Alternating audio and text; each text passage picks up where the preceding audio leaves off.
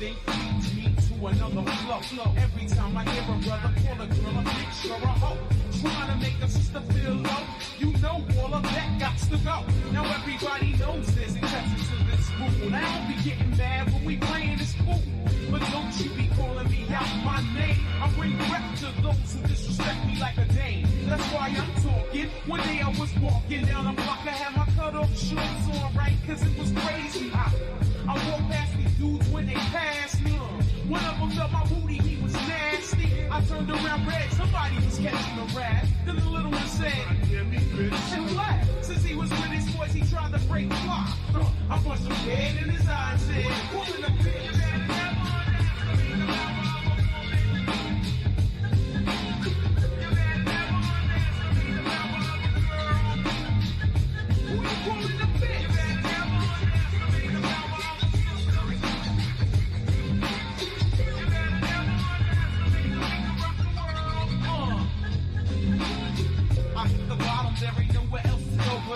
Bad days at work give you an attitude and you will go and take it out on me, but that's about enough. You put your hands on me again, I put your ass in handcuffs. I guess I fell so deep in love, I grew dependency.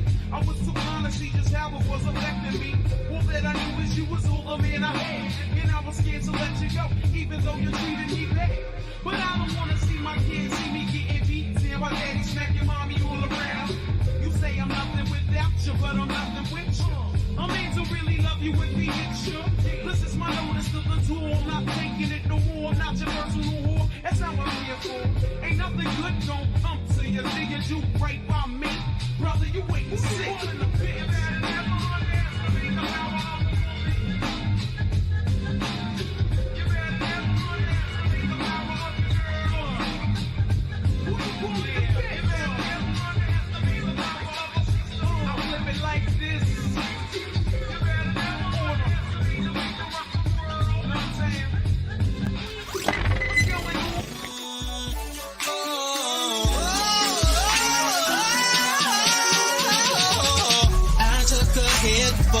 Team.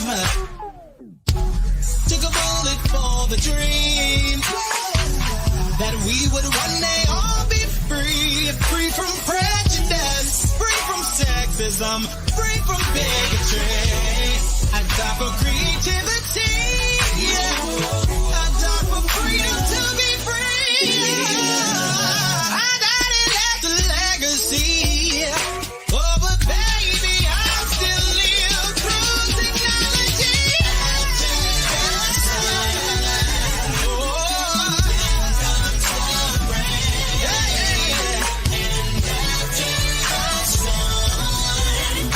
The sun will start shining. What is the pain? And tears the pain. And tears the pain. And just be patient. Your destiny will manifest. Yes, photosynthesis.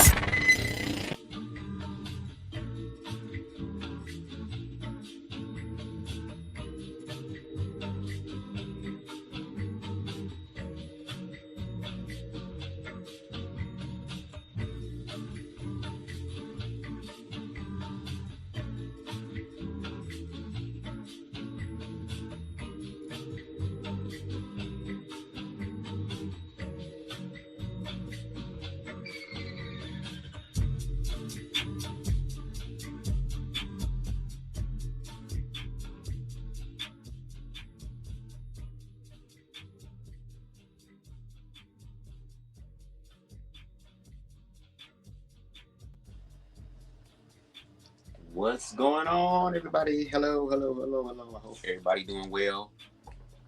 Y'all are gonna have to forgive me for my setup. Originally, what I do with my reactions is that I download the videos and I either use the actual video or I use the audio from the video to give my commentary on. And I'm so sad that I have to go back to some of my older ways of doing this stuff, kind of nigga rigged, no shade. But here we are back again with yet another late night with Bubs. Even though it ain't late night right now, y'all know how I get down on my channel, baby. We put in the work Shout out to TTP because she's putting in the work as well. Make sure y'all go subscribe to her channel. Even though we may have differing opinions and viewpoints and perspectives, which, you know, that's given in the human experience, I feel like there are still ways that you can work past those issues, still believing what you believe, but willing to be more open-minded about it so that you can show up as a better human being. And I feel like TTP, at least from what I'm seeing right now, has done that. She actually commented on my video, which was so dope. And thank you for watching. I don't know if you watched the entire video because for those who are not familiar with Bubs the God, especially during the first go round on my own channel where I get to control how things go, it can be a lot. I ain't gonna hold you. I can be a lot. That's because I'm a person that's free, and I'm growing and strengthening my foundation of freedom. And I know for a lot of people that might be polarizing, but I appreciate you for actually listening to the video, because she's going to mention the video I did in response to her commentary last night. Look, I'm just doing my part, okay? I'm just doing my part to help bring forth community, okay, to establish that even more. Matter of fact, let me turn this light off because this light should be off. There we go. Okay, so at this point in time, because I couldn't download the video, we're going to have to watch the video in this way. I feel like if I'm going to do TTP, somebody who actually has a brain, somebody who can actually express their thoughts and their emotions in a way that it is comprehensible. And again, I think because she also is a school teacher, she had to try to find ways to communicate things to children. Okay, so I appreciate that aspect. So the fact that she's able to break it down to where it's like, I can see that and I understand that. I really, really, really, really, really do appreciate her doing that. Now, before we get into the video, y'all know how we do over here. Boom, okay. Copyright disclaimer under Section 107 of the Copyright Act 1976. Allowance is made for fair use for purposes such as criticism, comment, news reporting, teaching, scholarship, and research. Fair use is a use, okay? Is a use permitted by copyright statutes that might otherwise be infringing. Nonprofit, educational, or personal use tips the balance in favor of fair use, okay? So with that being said, we're going to get into this video. I don't even know if this is going to be a two-parter, because this video, baby, originally is almost 3 hours long. So y'all know how we do over here on Bubs the God. I know how to take 3 hours and transmute that shit into a 12-hour stream. And the reason why is because it's so much, and I actually enjoy doing this type of stuff. This is what I really want to do. Okay? I really want to have conversations that are difficult. And I also realize that a lot of people do not have the mental and emotional wherewithal, because a lot of the Black men that I have critiqued on my platform, the majority of them are afraid to reach out, are afraid to try to have conversations. And it's always been women, okay? The feminine aspect of the experience that has been more open-minded, more understanding. And if I have to have these conversations about Blackness with just Black women only, that's perfectly fine, because Black women also are raising Black men. Yes, they cannot raise Black men in reference to the social construct of what a man is, but they can do their best to raise their sons up in a way to where when they do meet women, they know how to treat them right, with integrity, and to also educate them on the women that are cool to be your associates. They're cool to be some people that you have some sort of camaraderie with. But as far as anything close in the inner circle or the holies of holies for the religious people, girl, they're going to have to operate in a certain type of way because it's supposed to benefit you. All right? Let me go ahead and put my fair use doctrine down here. And I also want to say this before it's already, the narrative is spun. When I do my commentary, I am in no way, shape, or form, okay? Let me say it in the beginning. No way, shape, or form trying to denigrate one of those words. I'm still learning big words too, no shade, okay? But I am in no way, shape, or form trying to denigrate or assassinate the character of TTP. She is her own human being that has self-agency over herself and knows what she wants to speak about and has the right to stand in her opinion and her perspectives. And for me, I would never take that away. I believe in equality across the board. I don't believe in supremacy in an objective way. Okay? So she has every right to speak her opinions. And I'm so grateful and thankful that she's able to express her opinions. What's up, King Rico Anubis? I'm so serious, bro. We gotta do a live for real. We're gonna have to do a live. We're gonna have to. Like, I know you don't like planning things out, but we're gonna have to plan something like in the distant future or something, or near future, because it's some spiritual stuff I want to talk about with you. And I feel like I would get my life from you. So again, shout out to King Anubis in the building. Again, not trying to denigrate TTP. It's just that these are public conversations. The name of her podcast is called Tough Topics Podcast. And I like discussing tough topics.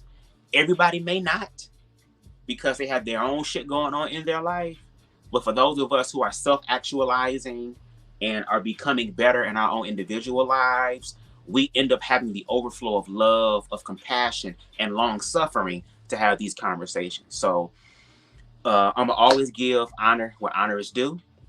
I did listen to this commentary because, again, TTP does have different perspectives where it's like, I can see that, or like, now I'm starting to understand where you're coming from. That's what I want. I'm not trying to be in these places and spaces trying to have a dick measuring contest with everybody to see who dick is the biggest. That's not me. I'm genuinely trying to have these conversations so that we as people, as Black people, as queer people, the intersections within, are able to work through the lines of division that continues to keep us, whether we're conscious or not, participating in what the system wants so that it can profit off of it. And for Blackness, in my opinion, I'm starting to be a little bit afraid because it gives the illusion that Blackness is self-imploding. You have Black people who are taking other Black people's lives at the blink of a dime. But then when it comes down to whiteness, all of a sudden we can sit down and all of our differences are now reconciled. Like, no, we have to find a way to genuinely do this, okay? So again, this might be a two-parter depending on how I feel. I'm going to let y'all know right now, I'm going to pause and give my commentary because since I can't do it on other platforms, I'm going to do it on mine, okay? And again, make sure you got something to smoke on, something to drink on, baby, because a lot of people are going to, and even me, I would say all of us, as we go further down the rabbit hole, we will continue to have jarring experiences, okay? And the only way we're going to make it through is if we have conversations with each other. So let me go ahead and put this lo-fi on real quick. And let's put on 15. Let's do 15 is cool. All right. And let's get into TTB. I keep saying TTB. TTP. Lately, I've been going through something. Let me stop. Let's get into it. We do talk tough topics over here. Just a little disclaimer. I'm a little stuffy in the nose. I think a lot of people are kind of dealing with some seasonal allergies. So if you're just listening right now, hopefully my voice is not too annoying for you. But if you are watching, you can see my bright, smiling, shiny face for you. And just thanks to anybody who clicks on the video, subscribe to the channel, and all of that good stuff. So I wanted to talk about something today that's kind of a pivot from some of the things I've been talking about lately. But I promise you, at the end of the day, it all coincides together. Mm-hmm. Because what we're seeing here is wokeism, which is not a real word, but it's kind of been coined. Basically, people who are wokeist, just like how you can be racist or sexist. If you're a wokeist, then you're a person who bases your entire existence on trying to virtue signal. So like a lot of satire shows like Family Guy and South Park, they make fun of people like this. There might be characters in the show that are like, even if you can remember in Rugrats, I don't think we weren't old enough to understand it then, But you know how Dee Dee Pickles, the mom, how she was always reading from Dr. Lipschitz? Mm-hmm. Isn't it kind of ironic that that name Lipschitz is very close to dipshit? I'm screaming. Basically, how there's always some new ideology coming along, some new philosophy from some quack, some doctor of something, some PhD of something that's trying to reinvent and just dismantle people's current way of living that's been working just fine for several millennia. Okay. Now, that's a very interesting... Let me take this headphones off because I'm getting echo. That's a very interesting perspective on wokeism. I had thought wokeism kind of subscribes to what you say you subscribe to in reference to like the red pill community. And if I'm not mistaken, the whole red pill, isn't that from the Matrix? With the blue pill and the red pill, that if you take the blue pill, you can remain docile, you can remain a slave to the system, a sheep, if you will, sheeple, who doesn't have any agency or ownership over their own mind and thoughts, no autonomy whatsoever, and you continue to stay asleep, as opposed to taking the red pill, right, where you are awakened to the true reality of what's happening. That can be jarring for a lot of people. And I even think, to JT's point on one of the lives or panel discussions they had on Black Men Unfiltered, shout out to them, okay, where he said that as you continue to grow, especially youth as they grow, and he remembered as a youth growing up, that when he came into certain knowledge, certain information that challenged all of these years of what I thought it was to the actual reality of what it is, now I'm angry, now I'm upset. That to me, I thought was the true definition of wokeism, or how I view wokeism, as far as you're not, wokeism to me is kind of like you're challenging everything. That's how it should be. You should not believe anything until you do your research to study yourself approved. Okay, but I think what happened is because there are people who are waking up to the bullshit, who are waking up to the fuck shit, who are waking up to the realities of what's really going on, as opposed to how it's being painted by those in power, right? That to prevent them from doing that, that now there has to be some sort of slander against them to say, oh, if somebody is woke, you automatically know what this person is about. And I think we start to automatically fall into that. So I can understand your perspective of wokeism. I feel like it's a faux wokeism. It wasn't the original intent or perspective of wokeism, just like gangs. The Bloods and the Crips, if I'm not mistaken, were gangs created to protect the neighborhood. And now that whole gang culture has been perverted to where now it's about tribes of people attacking other people and innocent people. Like these things that started off as something that is fruitful and life-giving, or that brings equality into the mix, now all of a sudden are being demonized so that it doesn't happen. And it continues to strengthen the lines of division, which the powers that be. Because I think even in this video, you state, I don't know if you were saying a statement or if you were saying someone else's statement, but you said something along the lines of, oh, we don't understand the power that these people have that control the narrative, that controls the media, that continues to add fuel to the fire, the fuel of ignorance to the fire, the fuel of fear to the fire, so that nobody can get any help. Right? So, but that's a very interesting perspective on wokeism. I believe, again, it speaks to faux wokeism, because there are people out there who try to be woke, and they do it in such a cringy way to where it's like, we know you're not genuinely woke. We know you're not authentically woke. And just like how a lot of heterosexual people believe that being queer is a phase, well, I guess this whole wokeism thing, for those who ain't really woke, is a phase too, right? So again, there's different perspectives to look at this. Okay, let's continue. And so that's essentially what wokeists are. What's going on, Chaos, right? I feel like I like. Oh, I did like it. Okay, make sure y'all go over there, subscribe, and like. Let's get her up. So yeah, essentially, it's people who base their entire identity on just trying to virtue signal, to try to show the world that they are politically correct. The problem with this is we know that political correctness changes with the giving season. Right. I've kind of started listening to this person, and I haven't listened to enough of his videos to even remember his name right now. I would know his face if I see him. He's an older guy. And that really sucks that I can't think of his full name right now. But I'm slowly becoming a fan. Once I kind of get my teeth sunk into something, I become obsessed. So I've already watched like 5 of his videos. And the reason I don't remember his name is because a lot of his videos are like, his name isn't necessarily in the title. You know what I'm saying? He's not very self-absorbed, right?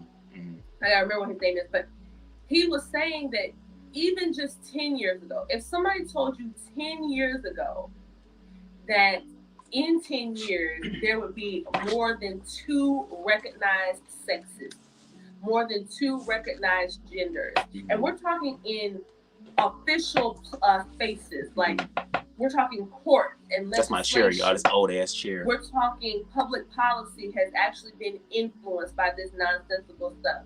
If you told somebody that 10 years ago, they wouldn't. Okay, let's talk about that real quick. There are people, but like, that's the thing about life and evolution. Things change, things grow, things evolve. There were people who didn't believe that we would ever be in the age we are now, the information age, who would have never thought that a supercomputer would be in your hand. So, of course, people don't understand what's going to happen in the future.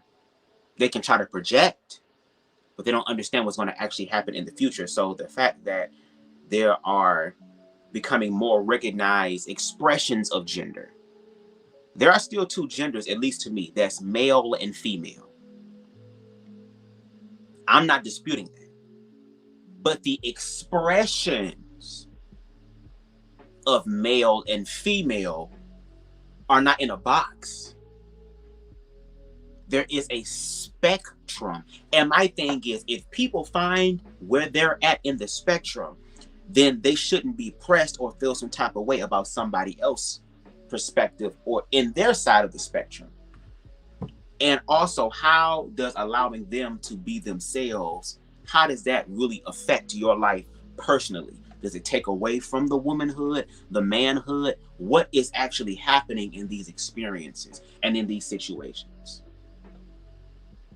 So yes, as time goes on, things that we did not know will become revealed to us. And this is the human experience. There are people who are looking way deep into the past, 2,000, 5,000, 10,000, possibly hundreds of millions of years in the past, because they have the tools now to do that, where they're unlocking certain mysteries that even us in this technological age have not really understood collectively or as a whole. And again, I understand, as human beings, when something new comes about, the first thing we're going to do is we're going to be afraid of it, because people fear what they do not understand. And if they don't educate themselves, I'm not saying you got to be about it. I'm not saying you got to rock with it. But if you get an understanding, an objective understanding from it, to where you can look at it again from an objective standpoint, if you don't do that, then you end up hating what you fear. And we see what happens when hate begins to drive in the forefront. Now, I don't believe that TTP is a hateful individual. She is stern. She gonna let your ass know the truth, or her perspective of the truth, and we need that. And we need more Black women doing that, because Black women do have a place, and it's more than just in the house. It's more than just being a helpmate. There is a power within women, or just the feminine energy in itself, that is calling out to be free and to just be, because divine masculinity is going to allow divine femininity to be how it's going to be. But because of these fears and these biases that we have, it further strengthens, again, the division that plays into the hand of those who want to see all of us fucked up. Okay? But I do appreciate that perspective. Again, I want people to be real. I don't want them to be politically correct, baby. If you got to call me the F word, call me the F word. I'd rather you be honest in who you are so we can deal with it honestly. Not saying you, TTP. But there are people who do share the same talking points as you, who have a more hateful, spiteful, vitriolic, okay, perception about queerness or anything that is not heterosexual. And we're going to talk about that a lot because she kind of weaves in some of this stuff. So we're going to really get into it. She's going to use the basis of, I forgot the name of the football team, but they're the Washington Redskins. Okay. And how there are some people who feel some type of way about the term redskin. And she's going to bring some facts and some receipts to where it's like, okay, I can understand that. Because I even tried to study for myself. Because again, I don't believe what just anybody say. I'll pull up my Google real quick and do some history searching to see what's going on. So let's get into it. Believe you. If somebody told you 10 years ago that not only would our borders not be secured, but that they basically would be non-existent at this point. The immigration laws have become so lax, they basically don't exist. And what a lot of you guys don't want to hear is, because you may be a secret wokeist. See, you're so worried about somebody being a closeted racist that you don't realize that you're probably a closeted wokeist. Somebody who is always adhering to woke ideology, not knowing where it even comes from, and not being able to explain it at all because most of it doesn't make any sense. So how does it make sense to some of you that we shouldn't secure our borders?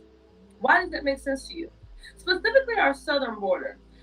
Because last time I checked, we know that drug peddling is the crux for a lot of crime in this country, especially more serious crime.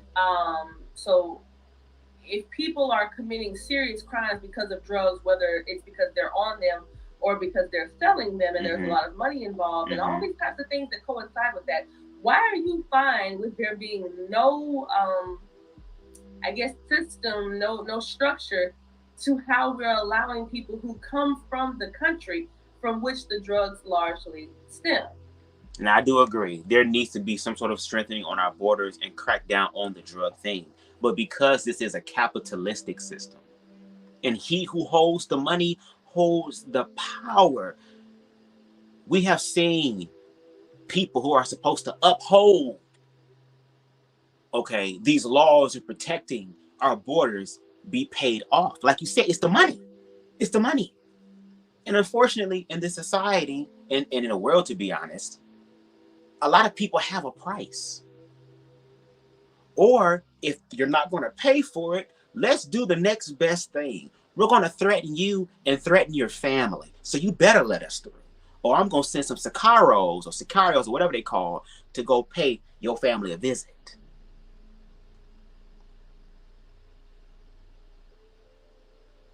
So I don't think we need to also be having a conversation about the borders only. I feel like we need to be having a conversation about the individuals who protect the borders and if they're worthy or not to protect the borders, or are they going to be paid off?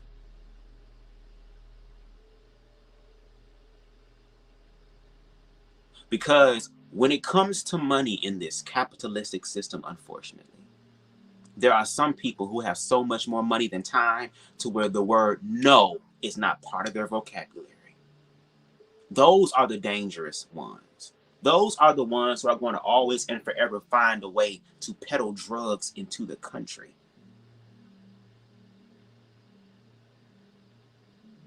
So I do agree. Yes, we need to strengthen our borders just for the sake of national security and defense. But we also have to make sure that the government or whoever does all that type of staffing vets that person's mama's pussy and they booty hole before they come work for the border, so that we know that you ain't allowing the drugs to come over. And there's going to always be corruption when there's money. Like people say all the time, I think it was the name, Lost in Translation, shout out to Black Men Unfiltered. I remember what y'all be saying. He said, if you want to know what's going on, follow the money trail. And then even TTP brings up the whole situation about Black Lives Matter, which, I mean, we do have to deal with that because that is an objective fact. Okay? So I'm with you when you right. I'm with you when you right. How does that not, in your mind, like, how do you not say, perhaps we should maybe have some sort of system to this. We want to make sure that whoever's coming over, because in case you guys forgot, a lot of countries don't like the United States. I think people forget that. I think people forget that we're not the most revered country in the world. Maybe we should be, considering all that we've accomplished, but we're not. No.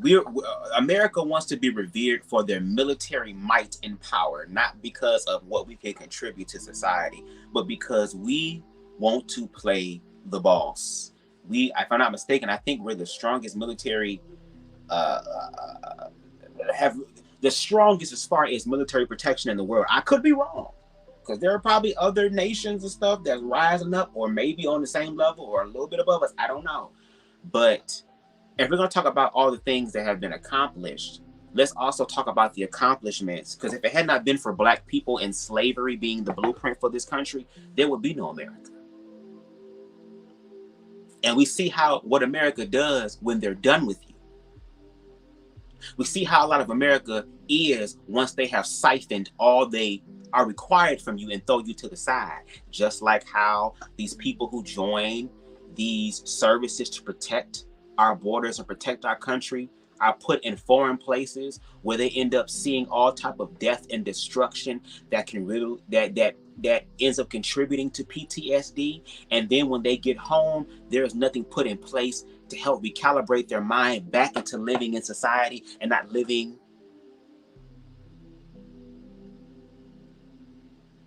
on the field of war anymore. See, there's a lot of places we can go with this. That's why, again, I want to have these conversations and to help build a community or further nourish a community that likes to talk about these things and to think outside the box. There's so much to talk about because a lot of us have not thought outside the box because thinking outside the box is scary. But if we're going to make a genuine change, we're all going to have to walk outside of that box. We're all going to have to think outside of that box. We're all going to have to find a way to operate in community outside of the box. Even if you want to go back to the box sometimes, even if you want to hold the box with you, that's fine. But there has to be conversations that are outside of the box. Because that is where the answers lie. That is where the truth is.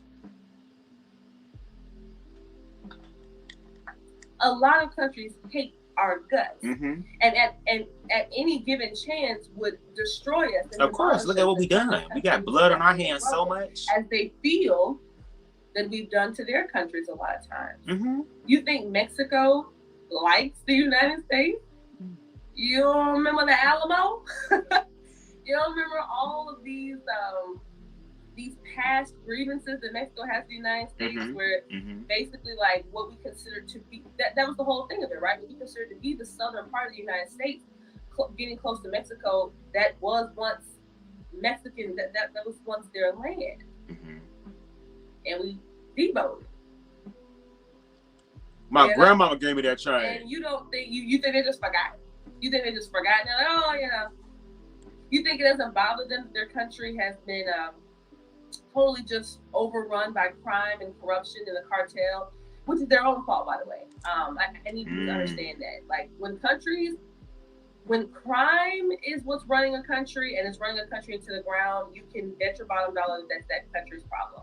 It's because the leaders of that country have allowed themselves to be basically just corrupted and paid off, and they'll do anything for money. Or those people in those societies who do stand up to the cartel, look what happened to them. The cartel don't give a fuck. They'll pull up on people at funerals, bar mitzvahs. I don't even know if they have bar mitzvahs over there, but damn it, if they have those, they'll pull up to it. They don't have no problem murdering people in the streets. And I've actually seen crime scene photos and videos of the aftermath, because that's how much of out of the box I am, to where I look at the real reality, not the reality that they want us to see, but the real reality of what happens. And of course, and that's the thing about America, that I feel like America's having an ego death, and we don't know how to deal with it. Because now it's our turn. It's our time to be reprimanded. It's our time to deal with reconciliation. And we don't want to deal with that. And America has been known for deboing and snatching shit from people all across the world. But that's the problem with supremacy. Supremacy believes that it will never be challenged, and only God can challenge them, and then gag when God actually challenges them, because they only said that as some sort of phrase and not a true reality. So yeah, there are a lot of countries who do not like Americans, and there are also Americans who are perpetuating that fear in other places. Again, to Uganda, a Christian organization that was anti-queer went to Uganda and started preaching ex-gay, fear-based messages, sermons, all this stuff, and showing pictures of them here, of queer people in America, the most extreme, because we all like to talk about the extreme, right? And let these people know, if you don't deal with this queer shit in Africa, Africa will soon turn into America, the land of decadence, okay? The woke, updated iPhone 15 version of Sodom and Gomorrah. Just all this stuff that if you don't nip it in the bud now, you will become America, to where now there is a bill that has been enacted. And I think within the past week or so, 2 people have been arrested under that bill, called the Kill the Gays bill. That's what it's being coined as, where queer people can be imprisoned or, to the extreme, executed simply for being queer, and that there is no queer representation allowed whatsoever to fully remove it. So yeah, there's a lot of people who hate us, and there are people who are part of this system who also realize, I can outsource this hate and get paid off the hate too over in Africa, to where now I can have other countries and continents hating each other. And eventually there possibly could be a war. And who is going to benefit from the war? The queer people? The Black people?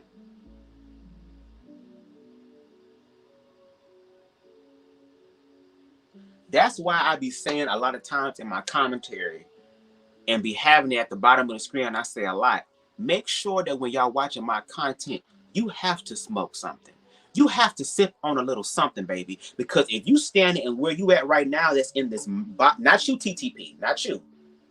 Because you having the conversation about tough topics, and I appreciate it. I'm just piggybacking off of what you're saying, because I feel like there's the intersection of grayness can happen with these conversations. And again, there are certain people on the panel that I was on with over on BMU Network that I felt a connection with, in reference to, okay, I feel like I can talk to this person.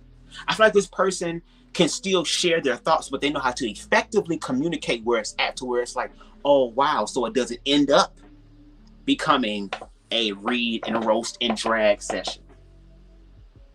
And like I said before, it's always Black women who have the wherewithal, mentally and emotionally, the long suffering to sit in difficult spaces and to be able to learn, challenge themselves, so they can go back and educate other people about their experiences. So again, shout out to TTP for that. But baby, y'all talking about the red pill. At this point, y'all gonna need the red pill. Y'all gonna need a douche enema. Y'all gonna make sure everything is cleaned out. Clean everything out.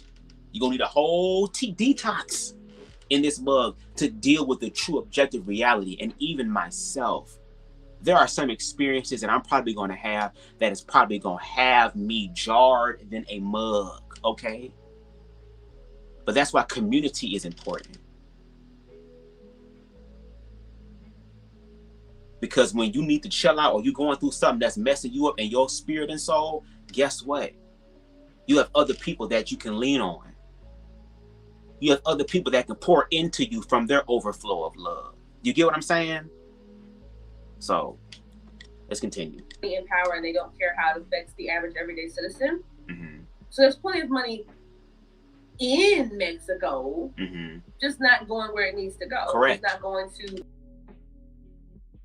Correct. and filtration services to clean their water, type of thing. That's why when you go, when I went even to I was in the Dominican, but before I was thinking I was going to go to Cancun, and all the vacation videos that I saw from Cancun, people made sure to let you know that you are not supposed to drink the tap water while there. Mm-hmm. Mm-hmm. You're not supposed to drink the water. Mm-hmm. Just like there's a lot of people right now in Flint that can't drink their water, and that's right here in our own backyard still. Very interesting. In Mexico. Mm-hmm. Mm-hmm. So we already know what impoverished people are capable of doing. We Mm-hmm. know what poverty does to the mind of a human being. We can see it even here in the United States. Yeah. We see that some of the most consistent violent crime, not random extreme instances of violent crime, because I know that's what a lot of you like to get hung up on. Oh, what about all these white doctors killing their wives for insurance money? That doesn't happen that often. It's sensationalized when it happens, so it probably feels like it happens a lot because when it happens, people talk about it a lot. But I think what happens is that and I'm gonna be pausing a lot. So again, if that's not y'all stilo, peace.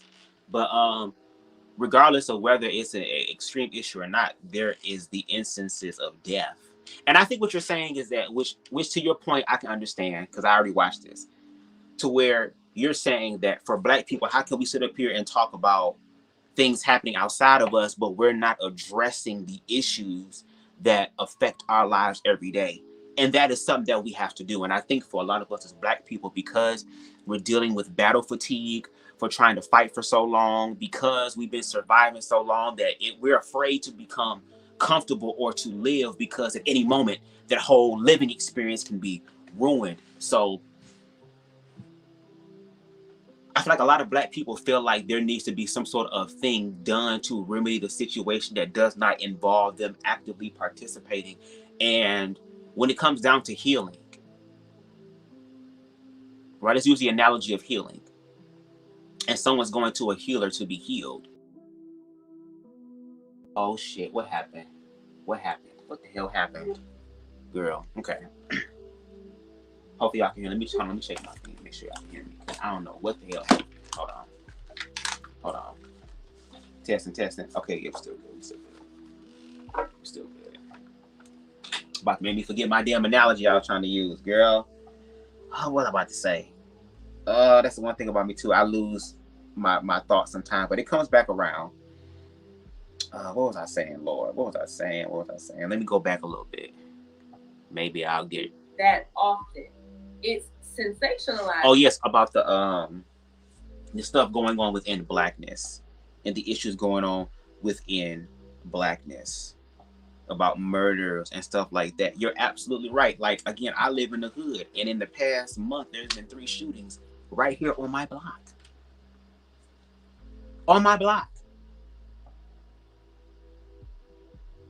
And in certain areas, there's a lot of extreme stuff going on.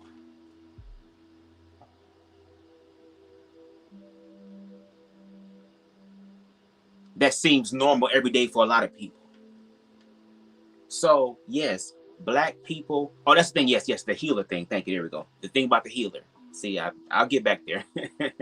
Welcome to Bubs God. A lot of times when people are trying to receive some sort of healing, they put the responsibility of their own healing on the healer. No, the healer is already whole, complete, aligned, and grounded in who they are. And they're believing, or they're being a conduit outside of the person who's desiring healing to say, I touch and agree with you on healing.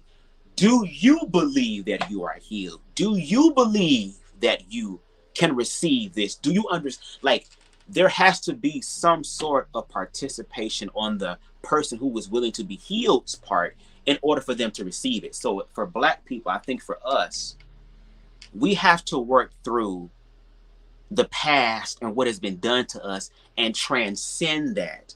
Because I think even you bring up later on in the video, in your live, that we have to let go of the past. We have to heal from the past, yes. But we never should forget the past so that we don't end up repeating it. Let's learn from it, grow from it, be better from it, and do all we can to make sure that whatever put us in the situation for us to be healed in the first place doesn't have to happen again. That's when it happens. So it probably feels like it happens a lot because when it happens, people talk about it a lot. Mm-hmm. But we don't talk about the slew of people on any given weekend in Chicago, Mm-hmm. in Mm-hmm. St. Louis, Mm-hmm. in Mm-hmm. Detroit, you know,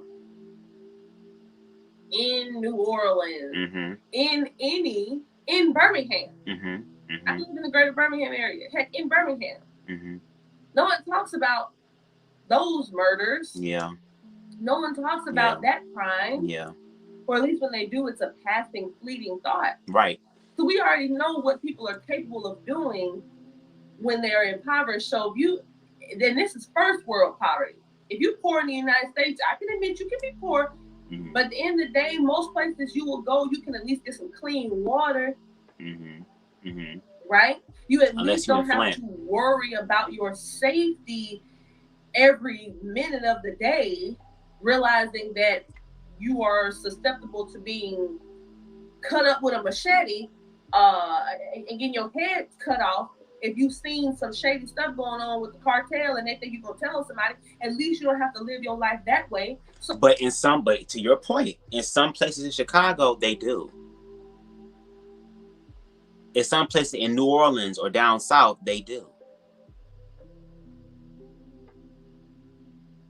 I think over in Chicago, I remember watching a documentary years ago where people couldn't even buy furniture for their own house. They couldn't even have damn couches. They couldn't have a bed or nothing. Everybody was on the floor because bullets was whizzing by every night.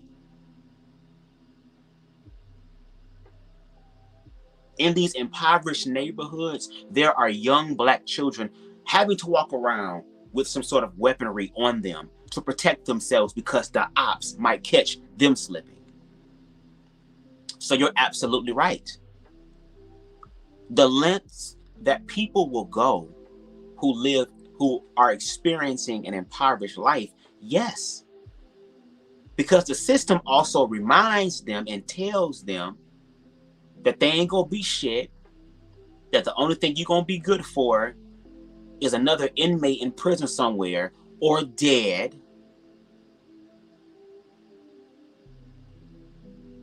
There's no life-bringing, life-giving energy. And even the individuals who have survived the hood and survived being impoverished and are now living a life of abundancy don't even come back to those impoverished neighborhoods and take what they have gotten from their overflow of abundance and share it with the actual neighborhood. And I'm not talking about Christmas drives and back to school drives. I'm talking about putting big money, hundreds of thousands and possibly millions of dollars into impoverished neighborhoods to give them mental health clinics and institutions.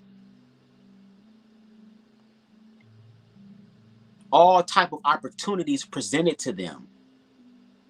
So if you already coming from a home that don't really give a fuck about you or don't have enough energy to give a fuck about you, and then you go out into the world with a bunch of other people who have not been given a fuck about, and now there's this trauma bond that has been created now, and then on top of it, in order to strengthen the trauma bond or the brotherhood, you have to now do all of these different acts that are actually destructive to themselves and to the community.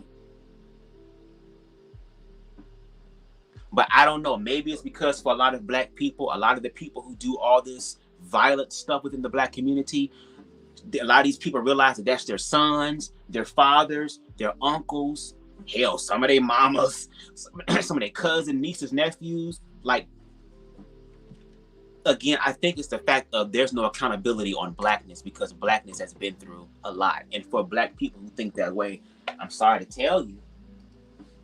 What's up, Queen Spicy? What's going on? Hope all is well. For those of you who think that way, baby, this is an ongoing thing.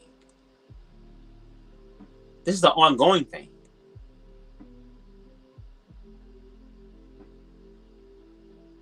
We have to consistently and consecutively deal with this. And for black people, we not. Somebody get murdered, oh my God, it's sad or whatever, we go back to our day. Now somebody else's family, somebody else's world is fucked up.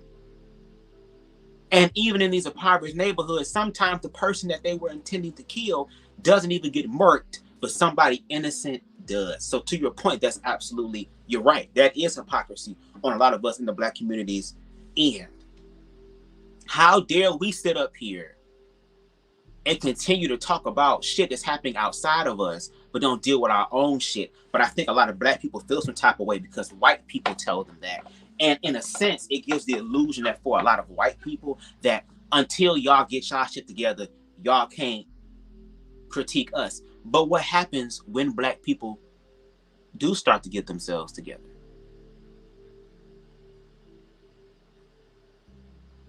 What happens when black people try to self-actualize like they did in the 60s and 70s and even certain times before then? That whenever these people decide that enough is enough with the impoverished bullshit, and we're going to sit up here and try to make something better, not just for us, but for the generation that comes after us, look at what always happens to those movements. And we as black people at large continue to play into the same old rule book, which is why a lot of us stay where we're at, because we're not doing anything that's outside the box, and we have become comfortable and now fighting each other, comfortable and now arguing with each other, hell, comfortable with harming each other. This shit is deep, and I realize everybody ain't gonna be able to withstand that. But for the ones that do, those are the ones that I'm reaching out to. Those are the ones that I'm giving the clarion call to. And be ready to put in the work, because over here on Bubs to God, we put in hours upon hours, because this is something that I love to do. I don't see this as a bore. I've been called for this. I've been destined for this. This is one of my creative expressions to humanity, which is through the gift of speech. And I've also had some training, it's been years though, training as a peer mediator. And always being the person that people will come to when they will want some sort of level-headed response, which is why I always work so hard on my own self-love, because I realize that self-love ain't just for me. It's for those that I share it with, because the world is so desperately in need of love. I mean, that's what Jesus preached, right? That love is all that there is. That if you work through the fear and the ignorance and the biasness of other individuals and find out who you are, who you is, that there is nothing that cannot be given unto you.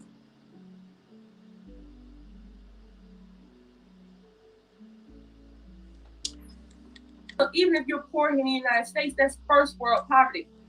Imagine how dire it is in third world.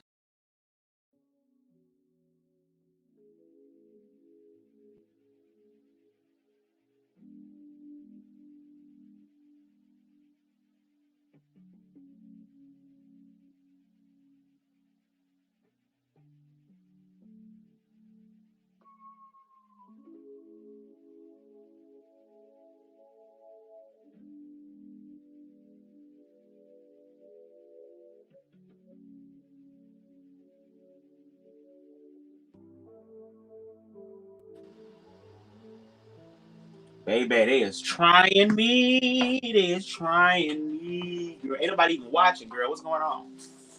Testing. Okay, not y'all trying me. Y'all see Mother TS at the bottom? The TS.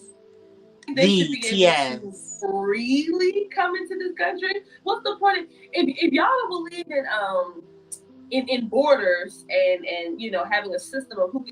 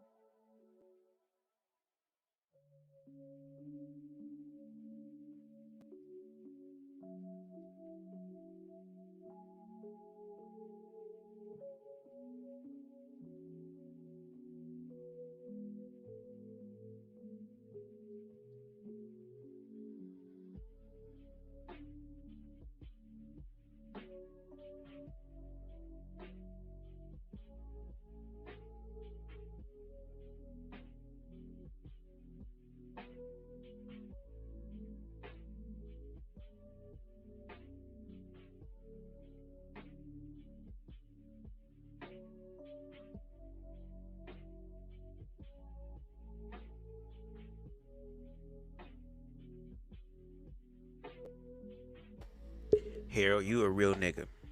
You a real nigga. Okay? I was trying to do this a different type of way, and I should have just did it the way I did last time, because I don't know what the fuck is going on with my phone, bro. Like, it cut off, and I was speaking for 5 minutes, bitch. That's how I know for a fact that what I'm saying is imperative to the conversation. Because shit, like, you can't make this type of shit up. I am so upset because I wanted y'all to see the video. Damn. Girl. See, I'm such a perfectionist. A part of me want to start this live all over again. Let me go back 5 minutes. Because you said 5 minutes, right? And thank you, Harold, for being the only one to tell me. I would have been sitting here talking for 4 hours and wouldn't have been nothing. Often. It's sensationalized when it happens. So it probably feels like it happens a lot because when it happens, people talk about it a lot. But we don't talk about the slew of people on any given weekend in Chicago. Harold, you a real one. In, in New Orleans, in Birmingham. I lived in the greater Birmingham area. Heck, in Birmingham. No one talks about those murders. No one talks about that crime. Yeah, and again, if you heard this part again, I'm sorry. I'm gonna make it fast and make it quick. But yeah, you're right. Black people, we gonna have to do better. Thank you, Harold, because I didn't even know my phone had glitched out when I had it up there as far as the audio, and it just went out and came back. So it was kind of like weird. Girl, but anyway, I guess we have to do it like this. I guess I'll be standing here with my microphone in my hand like I'm interviewing TTP. So, girl, you said what? But to her point again, yes, she is right. Black people, we have to do better. Like, we can't sit up here and continuously talk about what's happening outside of us without also acknowledging what's happening inside of blackness. So like I said, there needs to be black organizations around the country need to be on board. Black churches around the country need to be on board regardless of what denomination you are. Just black institution, black content creators, black artists. Like, there has to be some sort of black renaissance like we had during the 60s and 70s. I don't know if I said renaissance right. I could be wrong. Excuse me. But the awareness of blackness to where black people were walking around with their afros regardless of what shade color of skin you have. That everybody had their afros with they pick with the fist on it. That even black celebrities and artists, Aretha Franklin, Stevie Wonder, other influential black musical artists and creators using their platforms to elevate blackness. I mean, hell, Earth, Wind and Fire was talking about spaceships and the mothership, and you know how to fuck them niggas. What's them niggas? The freak of the week. And she's a big old freak, and she a freak of the week. Them niggas was talking about the mother spaceship and all that type of shit. Mothership. We was on some transcendental type of stuff. And I think I was speaking about wokeism and how, like I said, there are some people who understands the ramifications, okay, and the consequences of being racist, of being homophobic, because now they're losing their jobs, they're losing opportunities that can enhance their life. And no shade, if you're gonna play that game, maybe in, like it says in the scriptures, the last shall be first and the first shall be last. So maybe there is a transference going on here. I don't know.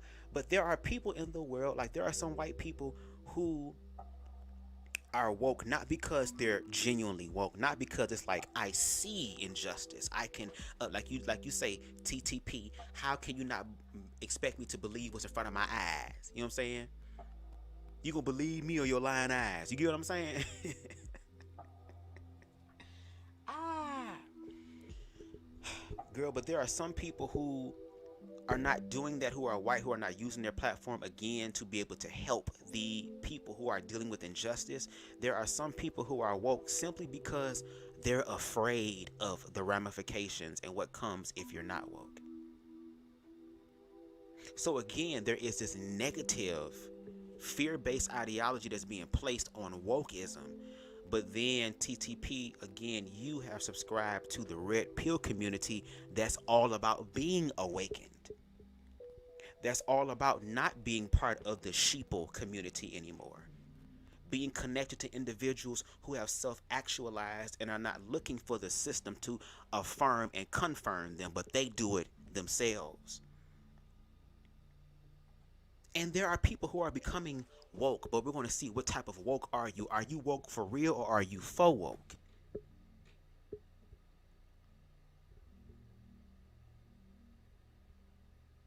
And again, I feel like wokeism is being attacked in reference to the negative aspects of wokeism or the unconscious aspects of wokeism.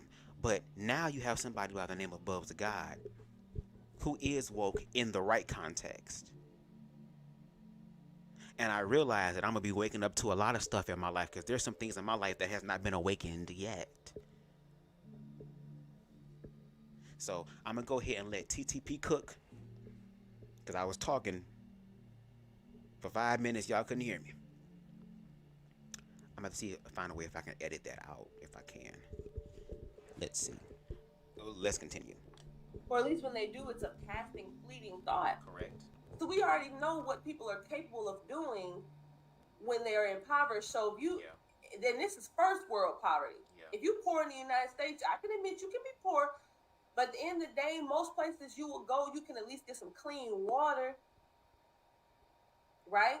You at least don't have to worry about your safety every minute of the day, realizing that you are susceptible to being cut up with a machete and getting your head cut off. If you've seen some shady stuff going on with the cartel and they think you're gonna tell on somebody, at least you don't have to live your life that way. Yeah, but if you see Mook Mook kill Ray Ray, and the police knock on your door, and Mook's people is looking over, and they see, and you know what happened, you saw it, you witnessed it. Your witnessing could help bring peace and solace to the family of the individual, okay, that ended up being murked, Ray Ray. But if you were to tell the police, yes, it was Mook Mook and his niggas, guess who Mook Mook niggas finna come visit later on that night? Because again, with this toxic type of supremacy thing, it's the fact of I can judge everybody else, I can critique everybody else, I am supreme and superior to everybody else, and nobody can do that to me. So that same energy that's happening in the lowest vibrational of hoods is also happening in the highest echelons of society. It is a frequency, it is a vibration, it is a mindset of fear. Just like how they say you can take the hood out the girl, but you can't, you take the girl out the hood, but you can't take the hood out the girl. It's the exact same thing. If these people have not transcended the hurt and the pain in their own lives, and they end up amassing a lot of influence, a lot of resources, a lot of wealth, they are simply wealthy, affluent, influential individuals who are hurting and projecting that hurt and pain. And again, this is when it comes down to these things, there are so many parties involved. All parties is going to have to be accounted for. All parties. Keyword all. A to the L to the L. Okay? Let's continue. poor in the United States, that's first world poverty. Imagine how dire it is in third world poverty. Yeah, it's horrible. And you think that these people who have experienced this poverty, you think they should be able to freely come into this country? What's the point if y'all don't believe in borders and you know, having a system of who can enter your country? What's the point of having what's the point of what we know to even be the United States? We just are the world. You know what I'm saying? Do away with country. I thought we was a melting pot. I could be wrong. What's the point of having an area shared amongst a group of people where they can have some sort of connection to it and heritage and familiarity? What's the point in doing that? Everybody's just everybody. See how silly that sounds? And it sounds even sillier when we realize that who were once the Washington Redskins and who, if this lawsuit holds up, will return to being the Washington Redskins. If you can remember when they were calling themselves the Washington football team. Her face. What's going on, Channel of Cool? How are you? So they went from the Washington football team, might as well call themselves the Washington group of guys playing rugby. Group of niggas. They went from that to Washington Commanders, which is what they are now. And they did this because they were virtue signaling. The idea was that calling yourself the Washington Redskins with a Native American like emblem on your helmets and this kind of thing, that was racist. And one thing you can't be in 2023 is racist. Oh, okay, and let's take a little stretch real quick. And this might be reaching. This might be stretching a little bit. Okay? What do we then say during Halloween when white people want to dress up as Native Americans for Halloween?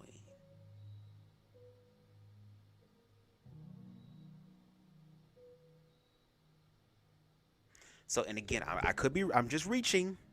If I'm reaching, let me know. I just felt it in my spirit. So, if it's okay for a bunch of individuals who are not Native American to also be a part of a football team that's called the Washington Redskins, where they talk about fucking Indians, right? And nobody on the show, Lord, on the team is Native American. If that is okay, are we then okay with white people wearing Native American stuff for Halloween? Because even white people have gotten in trouble for culturally appropriating Native Americans. So there might be some people who see that as cultural appropriation. I think, if I'm not mistaken, I don't watch football because I guess I'm gay in that regard. I do like other masculine things, but as far as football, it's just never been that for me. No shade. But in that case, in that situation, girl, there are some people who could see that again as cultural appropriation, because even with the Washington Redskins, isn't there like a Native American victory dance that they do? Now, if there are Native American, and I'm going to take your word for it, because again, TTP, I did my research and it does seem to align with what you believe, even though both you and I are not Native American, at least to our knowledge, girl. You might be, I don't know, like 100% Native American. You know, we might have some good hair in our head. I got good hair on the Native American side, but we're not fully, genuinely, authentically Native American. So I think it probably would have strengthened it more if you were able to get somebody on the live who is Native American and to get their perspectives, because they might have more research and information than we do, because also people's life experiences also make up the stats and makes up the information and also contributes to the truth as well. But like again, there are some people who again, are so woke, and they're afraid that if they're not woke, they're going to be, oh my God, what's going to happen to me? Like, but then again, that whole wokeism is not from a genuine place. You want to be woke because you don't want nothing bad to happen to you, as opposed to being woke and realizing that I'm going to stand up for injustice. And we have seen what has happened to people who also had privilege, who aligned and stood in the gap for those who are less privileged or impoverished.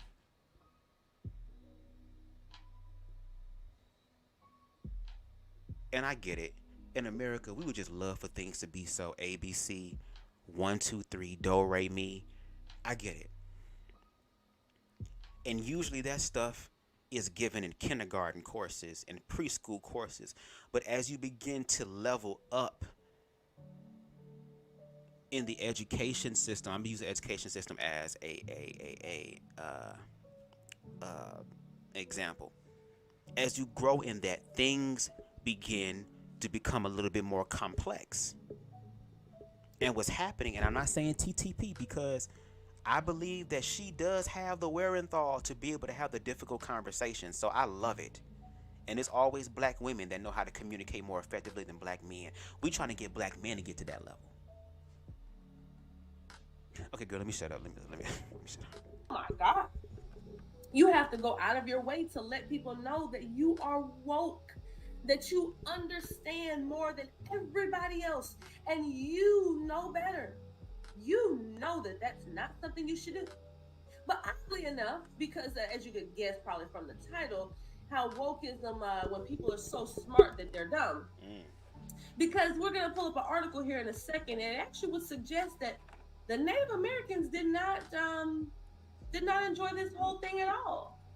That actually they wanted to keep the name the Redskins because the term Redskin is a term of respect and reverence in their cultures and community. So in an attempt to try to make everybody else feel like that they knew something we didn't, right? Oh, they're woke. We're hip, we're politically correct. Whole time, and they're saying that they're doing this to appease the Native Americans, right? And the whole time, such wasn't even the case. It's the same thing I mentioned, I don't know if it was yesterday or the day before, with Peter Dinklage. He's, as you know, a little person. I think his most notable role to date was, who was he, Tyrion? Was he Tyrion? Whichever, Lannister. Child, don't give me the line. So Queen Amber. In the popular show Game of Thrones. So that Peter Dinklage. And so as you know, next year, a new rendition of Snow White is coming out, because we know that Disney just has completely run out of ideas, and they're losing more money than any of us could have ever even predicted.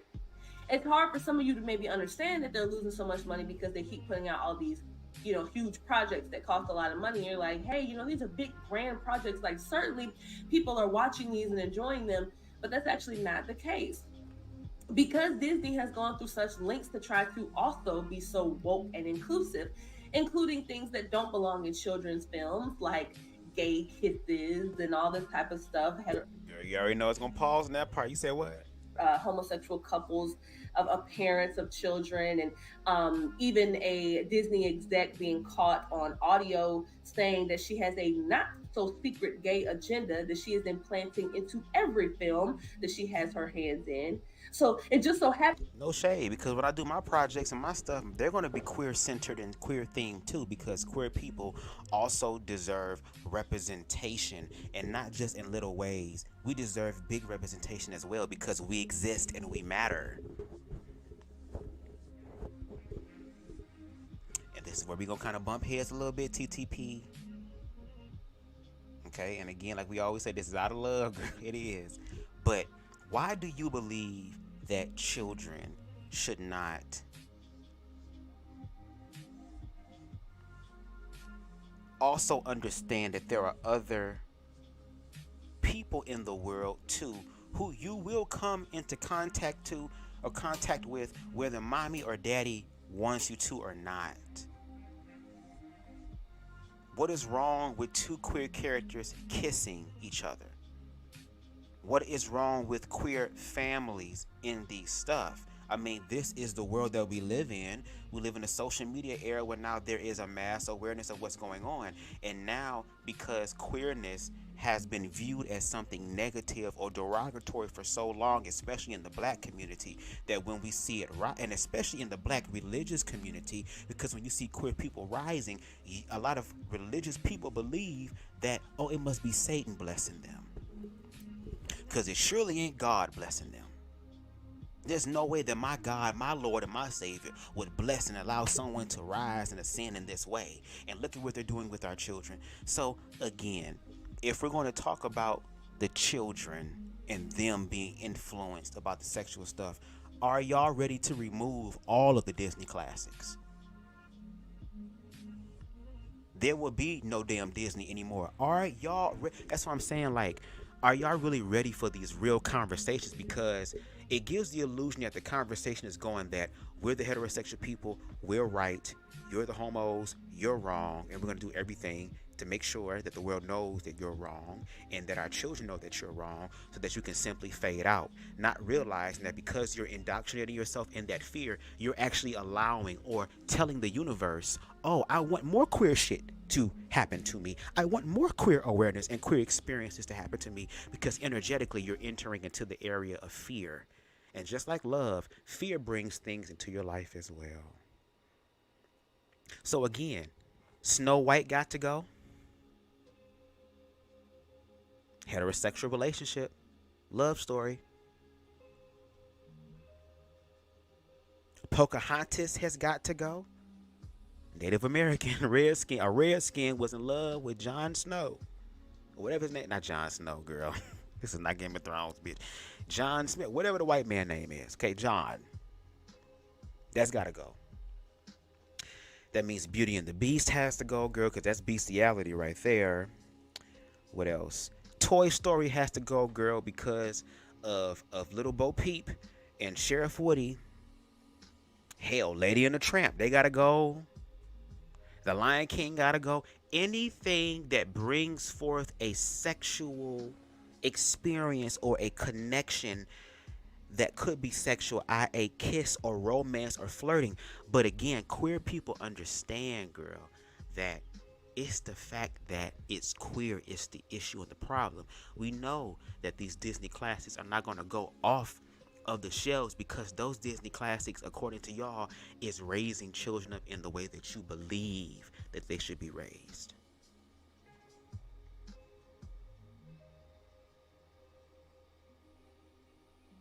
That's what I'm saying. Like, when we talk about these things like the children and stuff like that, we are definitely gotta go. Amber said SpongeBob gotta go. All of these shows now have to go because they're showing some sort of sexuality. But we get it. It's heterosexual, so it's okay. It's all right. It's the way that God intended things to be. You just sat here and said that you believe what your eyes show you. Then why is it that when there are queer people who self-actualize, that there's still some sort of like, I don't know, there's something about those people. Like, I can't put my finger on it, but it's just, I just know. Doesn't that kind of sound like a white person who pulls up on a black person, girl, who is not the stereotype, who knows the law, girl, and happens to stand their ground, and now the person who made that assumption about that person has realized they made an ass out of themselves. Now, instead of them realizing, you know what, I'm sorry, I'm wrong, because if they were to do that, now we have to talk about the racism.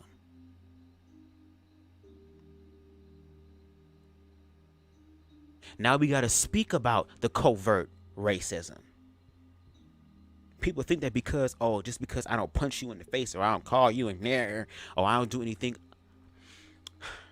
objectively to you or overtly to you, that I'm not racist. But then black people, we understand. Girl, okay. Happens that only in the Western world is that okay. And we are not the only people that watch movies.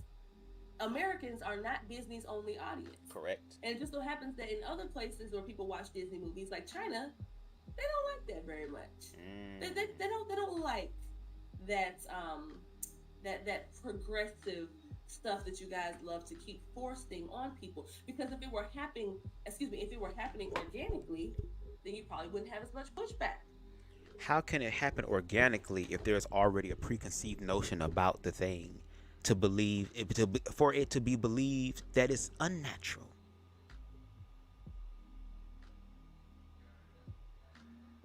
See, that's why it also pays to learn from history, because once again, the same talking points are the same exact talking points that were said in the 60s and 70s when blackness was rising, when women's liberation was rising, where queerness was rising, where there was anti-war. It was more about the society.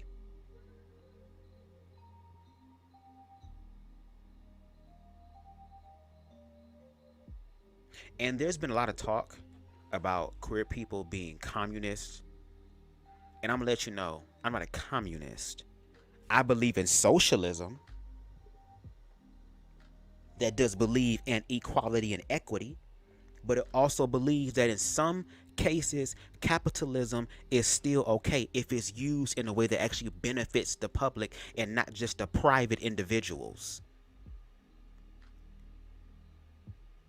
So I want to put that out there. Bubs to God is not a communist. I am a social. I'm subscribing more to a socialistic behavior where a lot of the times they're conflated with each other. That's why it pays to also educate yourself and talk to people who are living these experiences. That's the thing about wokeism, baby. Wokeism is not just 1, 2, 3, baby. Wokeism is Chinese arithmetic. Is y'all ready? Get y'all Google calendars out. Okay? It's testing time. It's testing time. And even though people pretend like they're drinking all this Kool-Aid, for the most part, people still want to protect the innocence of their children. At least good parents do. Not all of you are good parents. But at least the good ones, they want to protect the innocence of their children. Right. I'm walking it down slow, Chandler Cool. Thank you so much. So let's look at the article. Just because I want you guys to think I'm fibbing. I want you to think I'm just talking junk with you. I really mean it. And we don't have to read much of it at all. You can see it very quickly here. So you probably can't see this print, but this is the article. This is coming from, this source is Fox News, Fox News Sports. Says, Native American group that wanted Redskins removal is Oh no, girl, we're gonna have to read all of what you showed, baby.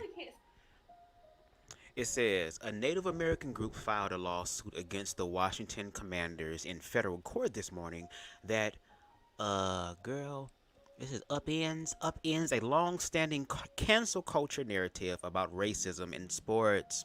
The Native American Guardians Association, NAGA, accuses the NFL franchise and new owner, Josh Harris, of defamation, civil conspiracy, and civil rights violation for their role in suppressing Native American history in a complaint filed in the United States District Court of North Dakota. NAGA led a viral petition this summer demanding that the organization reclaim its traditional Redskins identity. It generated 150,000 signatures. But this is the article. This is coming from, this source is Fox News, Fox News Sports. Says, Native American group that wanted Redskins removal is funded by Soros Foundation. Guys, come on. The jokes write themselves at this point. I'm going to be honest with you. I hadn't even read that line. When I was looking at this article, I had skimmed through and I was trying to find the direct quote from the Native Americans when they were saying that they, the part about the Redskins and how there was an esteemed position and this kind of thing. So I didn't even see this. This is news to me. George Soros. Are you kidding me? Guys, do you know? Are you familiar with the term? My God, I don't even know where to start. Are you familiar with the term controlled opposition? Usually it's not quite this literal. So, George Soros has a group that has probably a handful at most, Native Americans in it, right? That he basically has paid to do the bidding. My God. Guys, this is what I've been trying to tell you. Powerful people in this world, to be serious for a second, Yes. you guys cannot fathom the power that these people have. When you can control the media, I'm gonna take this off the screen for a second, and I'm gonna say something that I know is gonna get me in trouble, but that's okay because we're the Tough Topics podcast and we do talk tough topics over here. Okay, ain't nothing wrong with that. Do you guys remember when everybody was doing all that rioting for George Floyd? Hold on, before we get into that, I want to read the rest of that article, girl, because I thought you was gonna read it. Hold on. Okay. It also reads, and that's why I wanted y'all to see the screen as opposed to just the audio for this part. But anyway, Native American group that wanted Redskins removal is funded by Soros Foundation, other leftist organization. I also want to know, what's the name of this website? No shade. Commanders is a fitting name for oppressors, the suit stated. The group seeks $1.6 million in damages and a seat at the table to share Native American history, plaintiff attorney Chad LaVeglia told Fox News Digital. Okay, so I'm going to go ahead and play the game. Okay, let's say that there are some Native Americans out there who do feel offended by the term redskin, who actually understand the Native American heritage a lot better than you and I, or Soros, whoever the man's name is, whoever the person is that funded them, girl, knows about it. Ain't it Native Americans people's point and perspective to be able to decide what they want to do with their shit?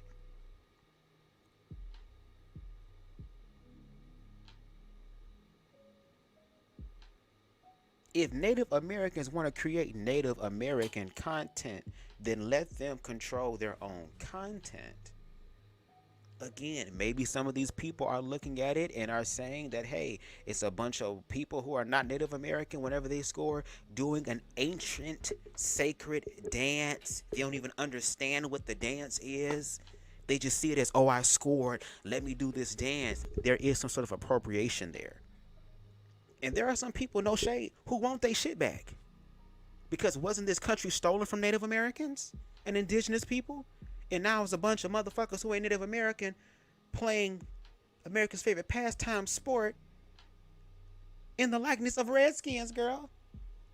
So in that sense, that's probably where it could come from.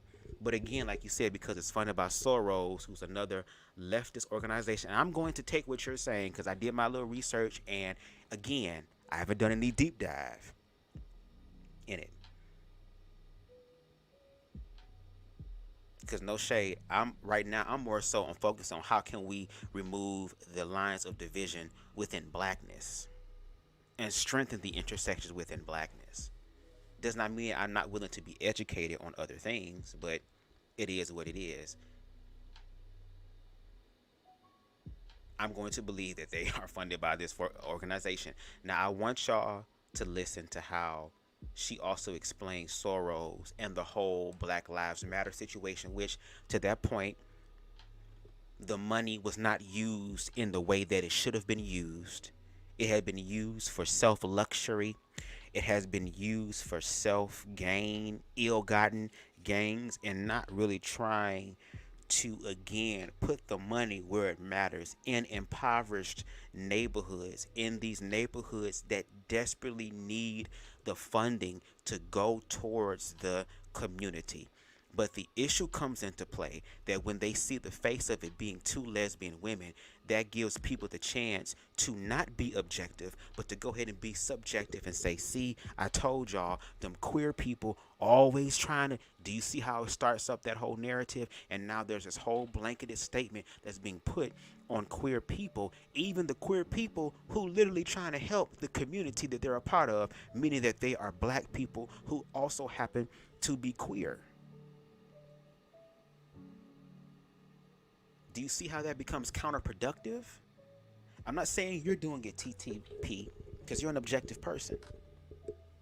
But I'm talking about how there are people who can hear this, and because they're not self-actualized and they're not balanced, and they're dealing with their fear-based trauma, now they want to turn around and be like, yeah, I told you, I see. So I want y'all to listen to what she's going to say here. Skimmed through, and I was trying to find the direct quote from the Native Americans when they were saying that they, the part about the Redskins and how there was an esteemed position and this kind of thing. So I didn't even see this. This is news to me. George Soros. Are you kidding me? Guys, do you know, are you familiar with the term, my God, I don't even know where to start. Are you familiar with the term controlled opposition? Usually it's not quite this literal. So George Soros has a group that has probably a handful at most, Native Americans in it, right? That he basically has paid to do the bidding. My God. Guys, this is what I've been trying to tell you. Powerful people in this world, to be serious for a second, you guys cannot fathom the power that these people have. When you can control the media, I'm gonna take this off the screen for a second, and I'm gonna say something that I know it's gonna get me in trouble, but that's okay, because we're the Tough Topics podcast and we do talk tough topics over here. Do you guys remember when everybody was doing all that rioting for George Floyd? And independent of how you feel about how he died and this kind of thing, you can't pretend like you didn't see the blatant hypocrisy from what we call the left.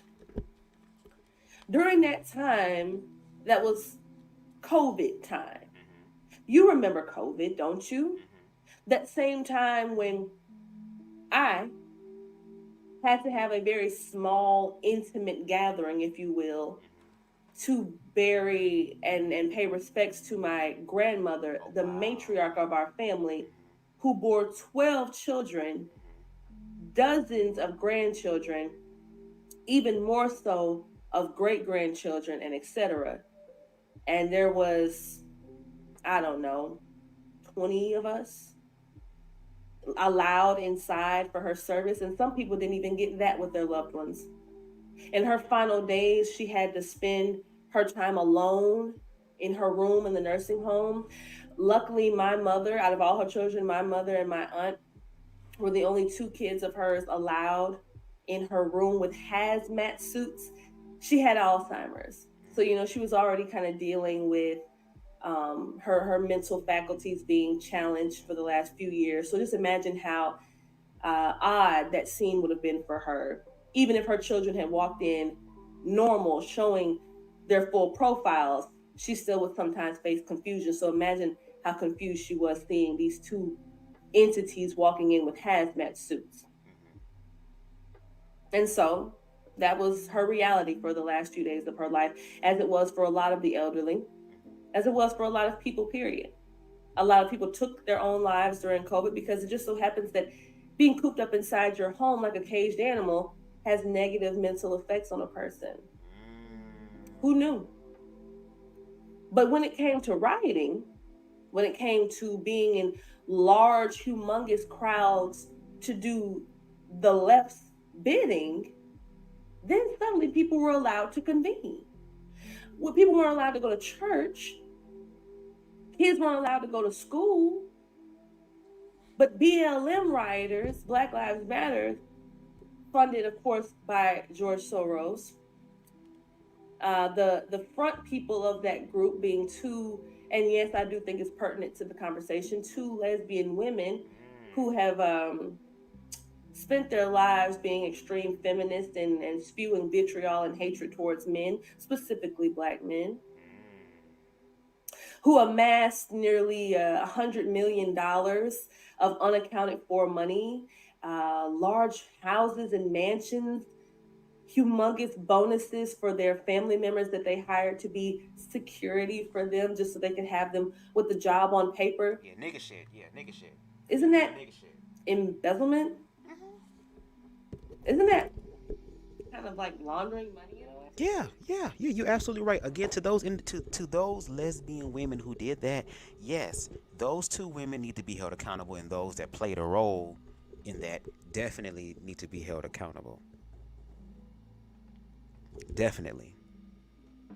Again, I'm with you when you write. If you're taking money, if you're taking the plight of a group of people who consistently have been saying the same thing and have all the facts, all the receipts, everything to prove their case, and it seems like it's going somewhere, and it seems like there might be a true, genuine change, that there are people that were put in place who manipulated that, of course. That happens on all of the fronts. Whenever they start rising, especially if it benefits humanity, there always has to be someone coming through like a fucking scythe and destroying it. Just like how Candace Owens also did a whole commentary on it. How she told Black America that you guys sat up here and you idolized a drug user.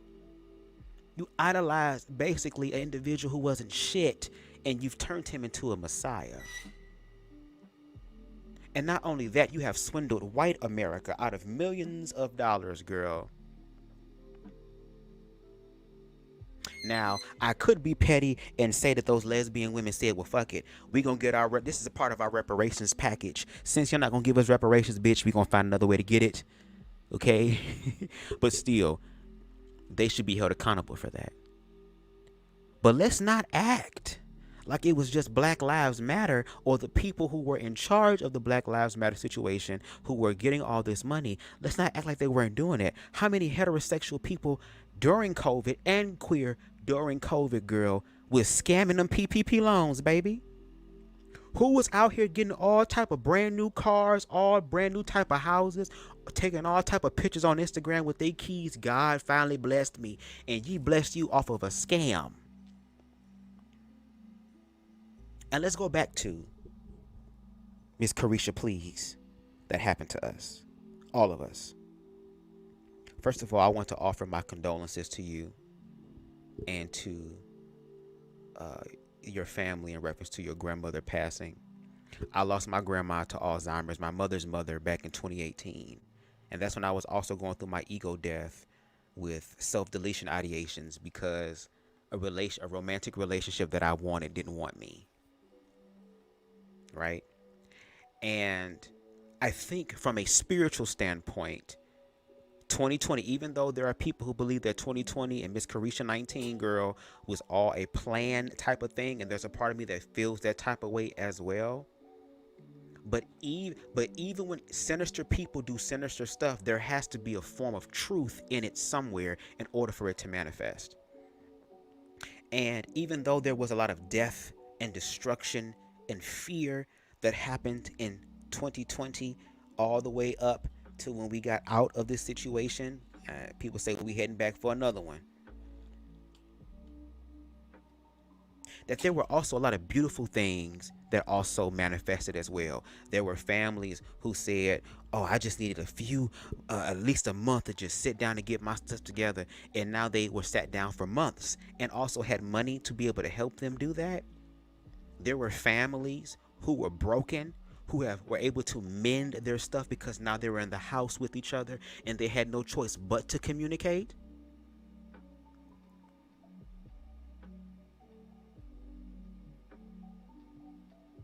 And maybe for the people who are Christian, maybe God's source universe allowed the temple of man to be shut down so that you can get back into the temple of the self. And also, now people had no choice but to focus on shit, because now you could not go out and distract yourself. Now you have to objectively deal with what's going before you. And like you stated earlier, when someone is put into the house against their will or by themselves, their mind starts to wander. Now there is no room to escape. There is no room to be distracted. Now you have the opportunity to deal with it. Racism started coming to the forefront because not everybody in the house, people can sit down and listen. People were having all these panel discussions and conversations, so people have the ability to share information now. The same thing with queerness. So when BLM went out, it started off as a peaceful protest of black people literally talking about the experiences, unfortunately, while being black in America at large. There are some people who have escaped that. There are some people who feel like they've escaped that. There are some people who are not connected to that, or they feel like they're not connected to that. But at the end of the day, there is still an experience of blackness in this country. Even if you don't act like those black people, you're still black. Unfortunately, I would love for me to be just a human being. I would love to be just Bubs the God, and people start to figure out what that is, but they rather just readily identify me with that. And how those peaceful protests started off that way, and like she said, there were people who came who don't look like they from around here. I never seen this person in the neighborhood or community, who ends up starting up all of this angering stuff. So it's not even the original people that's out there in the cut trying to genuinely have a conversation. What's up, boy crazy? Or genuinely trying to stress for change. See how that peaceful protest was then hijacked into becoming a violent one? And think about it. Whenever black people protest, guess what they're met with? They're met with militarized police. They're met with SWAT teams. They're met with that. But let's continue to talk about Miss Carisha 19, girl. Yes, you're right. Black people was out there without mask, with mask on in the street, breaking the goddamn law. But you know what they say about them black people? Black people break the law all the time, so this ain't nothing new. But then when we get to January 6th of 2021, and white America decided that they was tired of sitting in the house, they were tired of having these conversations about racism and queerphobia, girl, and they want to get back to their stadiums where they can get motherfucking drunk and they ain't got to worry about they nagging ass wife and they irritating ass kids, and I can sit here and get drunk with my buddy as we watch the Redskins do they dance and shit when they score a goal. What did they do? They ran up in a government building with government officials, where if you were to do that, imagine if black people was to roll up for the insurrection, girl, the cookout, the insurrection, not the insurrection, the insurrection, girl. We done put all type of IG posts, girl. Artists out here doing remixes and shit. We got Cash Dow and goddamn I done lost my dog to the streets. My dog, them niggas, girl, making the remix for it. If black people would have ran up on that government building, they would have not got inside. But when the white people wanted to do that, where they actually busted windows of a government building. This isn't Walgreens that has insurance. This is a Family Dollar that has insurance that black people don't own anyway. And even she brings up about black people, black businesses being destroyed, which I do need to talk about. Like, no, don't fuck up the black businesses, girl. If you're gonna do that, if you have to riot, girl, if you're gonna riot, bitch, do it all the way. Just don't burn up shit and blow up shit in your area, girl. Go into their spaces where they live and where they reside and where they shop and wreck shop over there, so that when they wake up and they have to commute to work, girl, they see the aftermath as opposed to us. Because we'll destroy shit in our own community. That shows how repressed we are in reference to our violence. We won't even show it, or our frustrations that turn into violence. We won't even do it to people outside of us, but we'll do it to ourselves. But back to this insurrection. They walked up in the building took all type of collectibles and shit, all type of memorabilia and shit, took all type of pictures and shit, even had videos of those who were sitting there guarding this government building, actually ushering people into the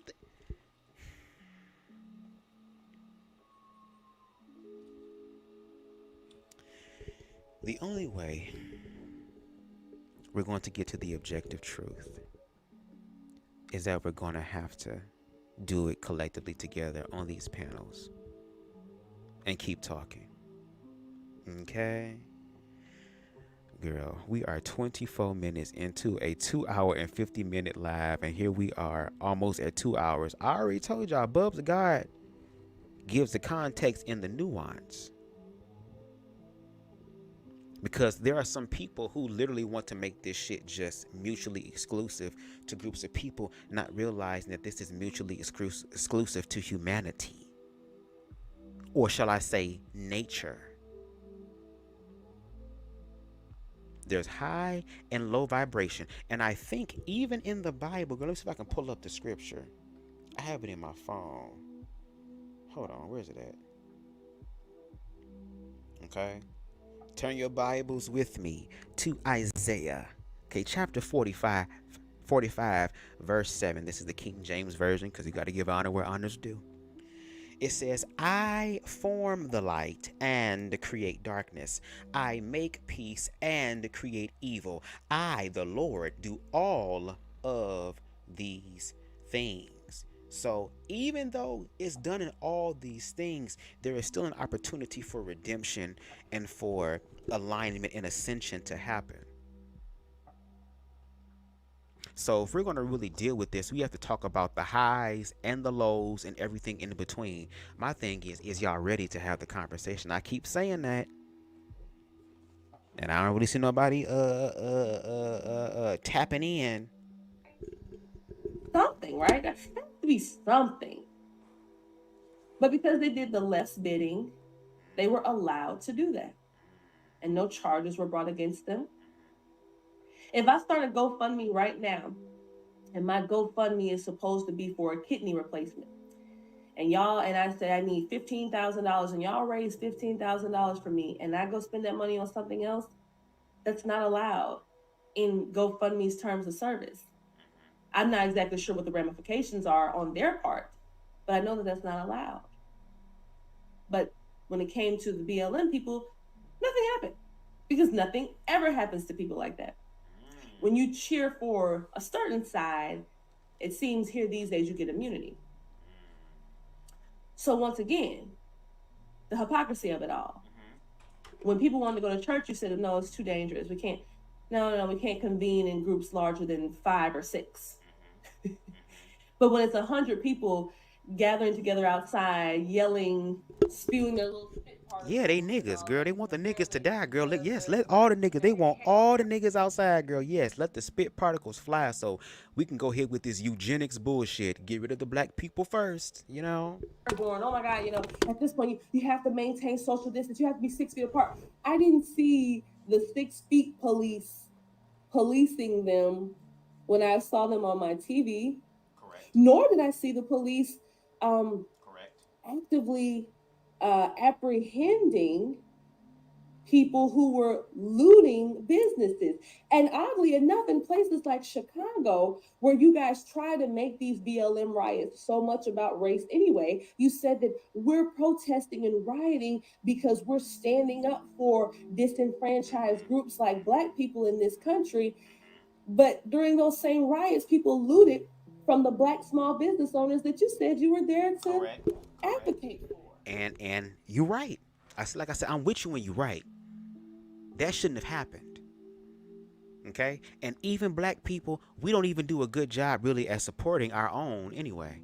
Because when we walk into our own, what's the first thing we asking for? Hey, bruh, can you please, bruh, come on, bruh, give me the discount, bruh. Come on, man, we here, bruh, we melanated, girl. No, but you wouldn't take your ass to Macy's. You wouldn't take your ass to these other department stores and act, maybe you would, I don't know. But we don't even take care of them. So I'm pretty sure when they looted those shops, I'm pretty sure they probably didn't even know that they were Black owned. And then on top of that, You're even going to say that there were people who were bussed in who don't even live in that area who have fucked stuff up. And it's like it went from being a peaceful protest to now people are focusing on what, and then on top of that, what do you think? Do you not see how that is created? And maybe you're saying the left is doing this, baby. Listen, it's the left and the right and the bird in the middle, because all of this shit that we're reacting to and attempting to have conversations about, they're two wings of the same bird. So in one case, you have black people who are willing to risk their life. And even those black people still wore masks. There were plenty of black people who were protesting with masks on. So they put their lives on the line to say, no, we're not going to continue to keep doing what has been done to black people, reduce them to hashtags, then we argue, and then we go back to our regular scheduled program. There are some people who do believe in rioting. I don't, and marching. I don't believe in marching and shit unless your ass marching with some damn African hoodoo voodoo drum and a damn spell being played over the loudspeaker or something. Because if you're gonna really fuck shit up, fuck it up for real, not this fake shit. You know what I'm saying? Here it is, they're in the streets trying to fight for equality or to bring forth even greater awareness. And now that awareness is being overshadowed because these people are being bussed in to be able to destroy everything. And guess where these news outlets will focus their attention on? They're rioting. They're burning.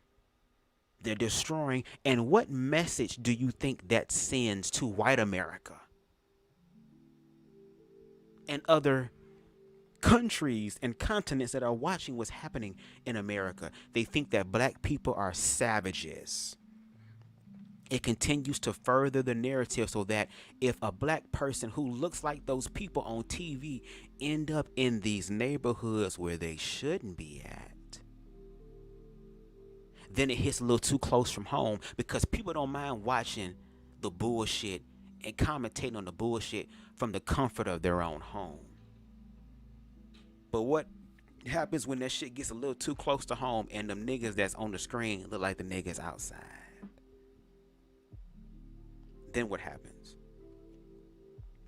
That's what I'm saying, and I even said it on the panel, which I think people talked about, but they really was not about. They were just saying it because it was a cute talking point. This system is benefiting from all of us. It is benefiting from our ignorances. It is benefiting from our biases, and it's benefiting from our fear. And the more that we continue to put up and strengthen the lines of division when it comes to humanity, and we strengthen them with fear-based ideology and tactics, we are unconsciously playing into the role and the purpose that this system designed for us. And yes, when it comes down to racism, there will come a day where we're going to have to deal with that shit. There will come a day where that shit will come to a head.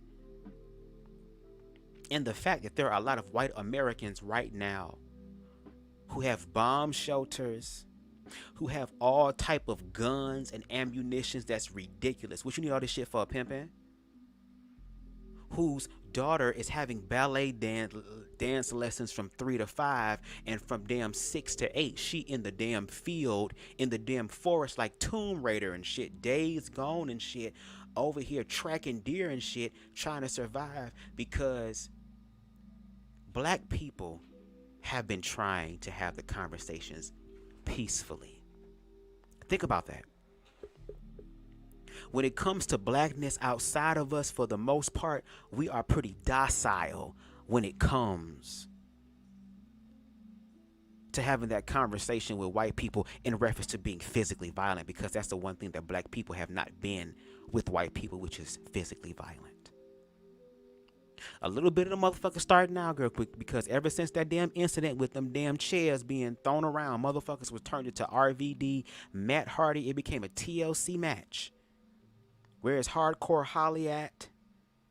Okay, where is Sabu?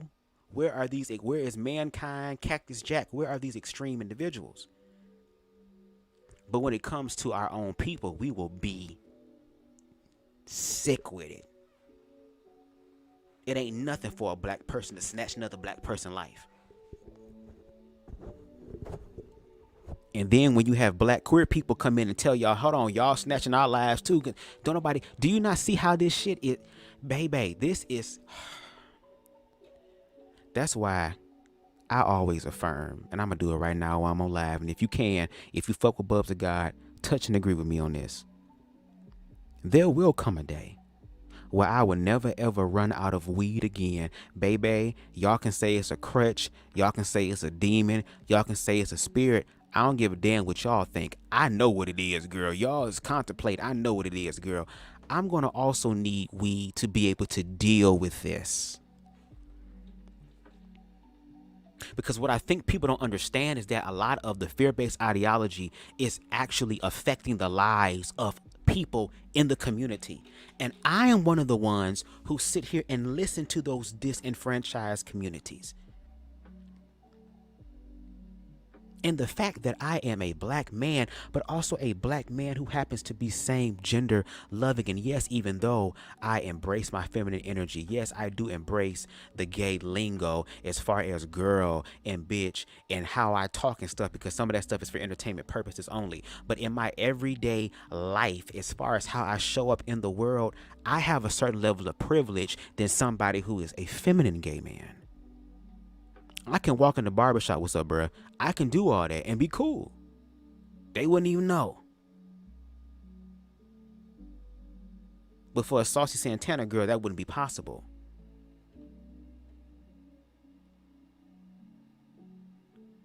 And that's why I want to have these conversations, because there's so many different avenues we can go down.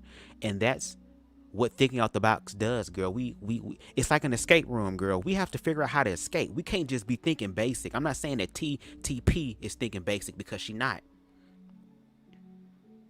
Because again, when I was on the panel with her, I was like, I know I can talk to her. I know I can talk to her. Again, I'm not saying that when we talk, you have to automatically agree with me, because there's going to be some things that I agree with as well. Like she's going to mention in this live, in the last live she did, I was giving nothing but accolades and giving my little 2 cents here and there. But I'm with you when you're right, because when you're truly objective, you're like, you know what? You're right. You're right. And if any of us are in a place where we're wrong, how do we deal with that wrong? Because I'm not going to sit up here and try to guilt and shame somebody. Oh, yeah, you dumb. See, you dumb. That's why you need to, it's motherfucking. Now, depending on how the exchange went, girl, and if it got really heated and got nasty, then, girl, I might say that. But even at the end, I'm still going to uplift. Because my job is to help dissipate as much of the fear-based ideology as I can. And I believe TTP also is doing that in her own right, just like I'm doing it in my own Bubs the Flow way. But it's when the community start connecting with each other, when the people stop being afraid of the fear and say, you know what, let me sit down and talk to this person and really tap into the humanity part of it, that's when things fade. That's when the lines of division no longer have any strength. Now you're able to tap into the humanity, and we can pay attention to what's happening to all of us collectively, because I gotta believe that all of us are somewhat aware of what's happening to us collectively. If we know that, why aren't we doing that now? And to her point, and a lot of black people might feel upset when I say this, but it's the truth. Black people, even though we have been one of the most discriminated groups of people in this country, because I can't speak for black people or people of color outside of America, but only in America and American history. I'm pretty sure it's a bunch of horrible shit, and I'm pretty sure I will attract people into my life who will be able to educate me on that, because I want to be educated. Shout out to Aries. He's always educating me about things, especially when it comes down to Afro-Latino situations and experiences. Okay, girl, let me shut up, because y'all know how we got to get through this video. Girl.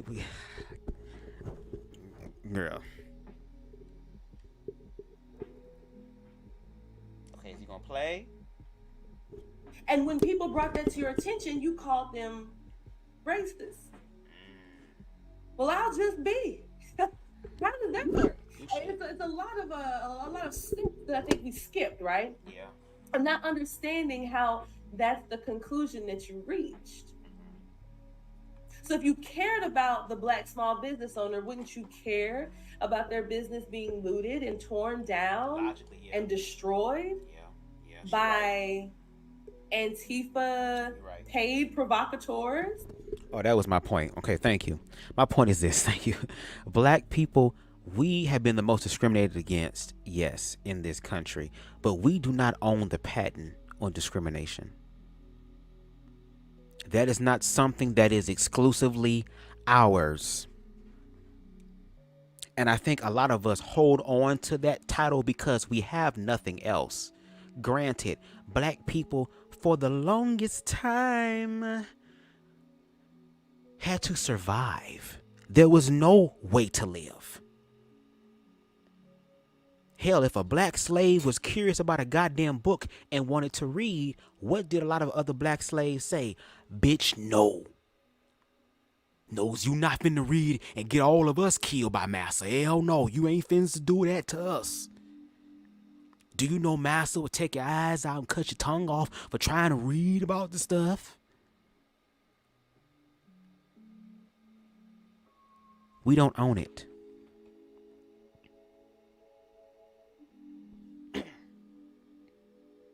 And that's where I do agree with certain talking points, even though it's a few, girl. But still, again, we focusing on the shit that connects. With Candace Owens and even some of the stuff around Vulgata, Blackness needs to take a look inwardly as well. Because for white supremacists and white America, or the line of racism, in order for racism to continue to be strengthened, it needs the Black community to continue to identify with the role of being less than. And some of us have not healed from that to where now we actually manifest that in the Black community. Now, where I live at, I'm grateful that there are still a lot of older people who grew up here where my father was, because I'm growing up in the same house that my father grew up in. Now, I'm putting in that work mentally and emotionally and working with the law of attraction and opportunity. So smallly but surely shit coming about, because I ain't trying to be the third generation in this bitch, okay? The shade. I low-key want to move to Indiana because it's so beautiful down there. I like boring, simple shit. That's me.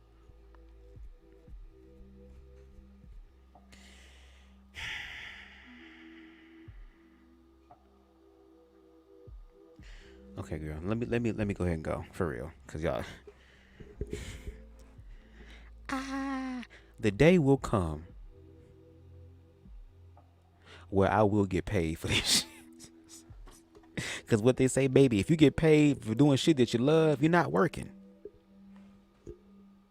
Okay, and it's something that I love to do. And I was trying to remember where I was going. But sometimes I say certain things and it throw me off. And then I listen to the commentary and get it back. Let's listen real quick. Because you guys you so smoothly skim past the accounts of people who were saying, I was there. Mm-hmm. What once started as peaceful protest, there would be these people coming off of buses. Okay, there we go. Yes. Black people, we don't own the patent on discrimination. We don't. And I think once we heal from that aspect, we'll be able to connect with other groups of people. And it's possible, again, in the 60s and 70s, during that era that we as Black people love to talk about and idolize and highlight, you know, back when niggas had hairlines and shit. But Fred Hampton, okay, and Huey P. Newton were, as you would say, ahead of their time in a sense, because they believed things about Blackness, but they also was able to look around and say, hold on, wait a minute. We're not the only people that are being objectified in this system, because Black people are the blueprint of this form of slavery that's happening in this system. But the gag is because the black people were the product girl and they knew how to work the product girl because they are the product girl. If they were to get out on their own, what would happen? And we saw historically what happens when black people do rise and ascend and don't need the system no more and don't need massa no more.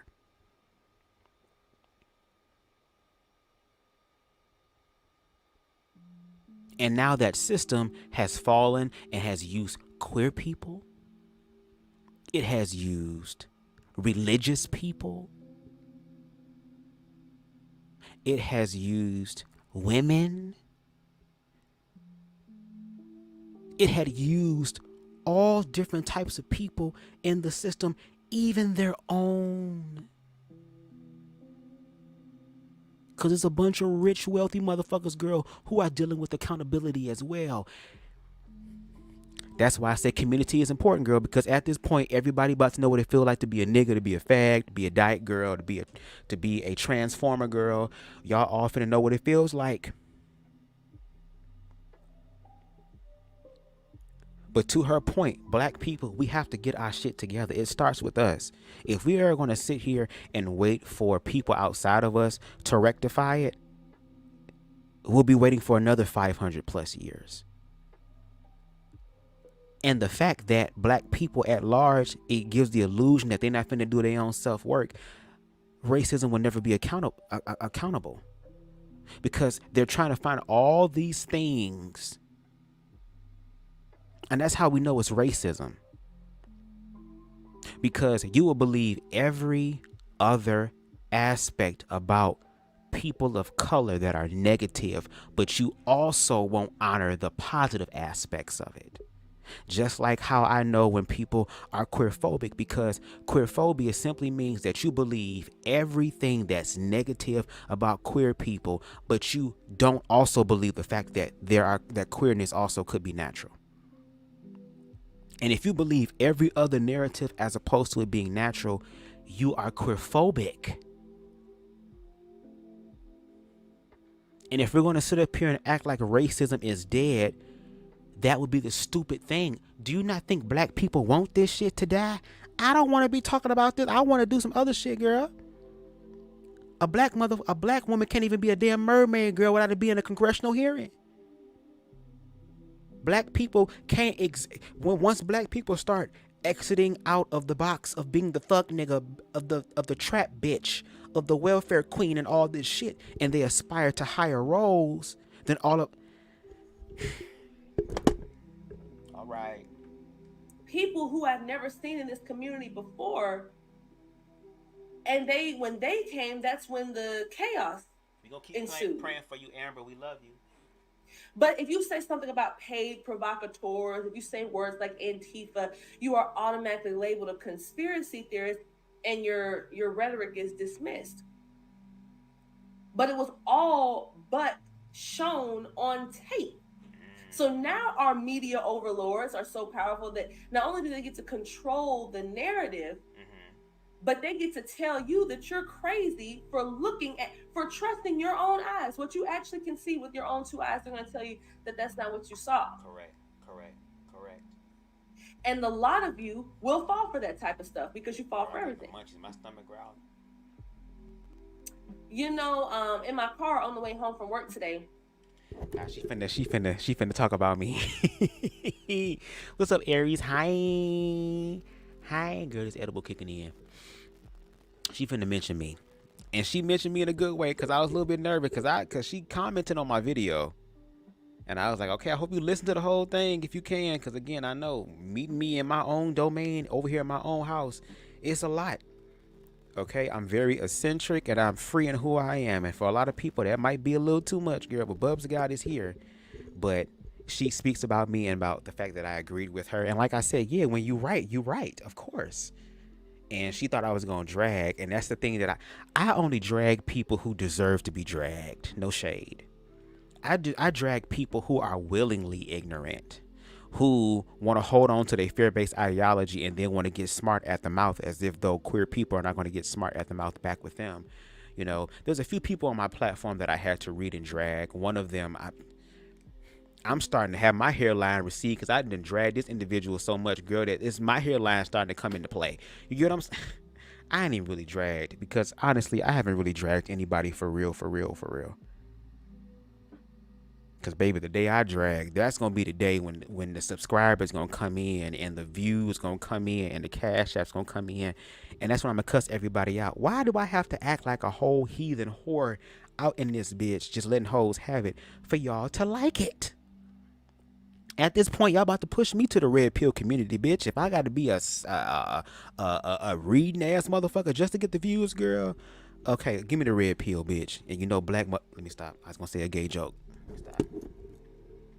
I was thinking about so yesterday I did a video, and I don't know if you guys saw it, but a gentleman with whom I was on a panel several weeks ago actually did a reaction video to my video. That's the first time I've ever had that happen. I've never had somebody respond, like do an official reaction to one of my videos. It was so cool. I didn't even care what he was going to say. Even if he was going to drag me for filth, I was going to watch it and I was going to enjoy it because I thought it was so cool. And he did not drag me at all, actually. He agreed with nearly everything I said, even though we're so diametrically opposing, he and I. Right. I am a, very open Christian. Right.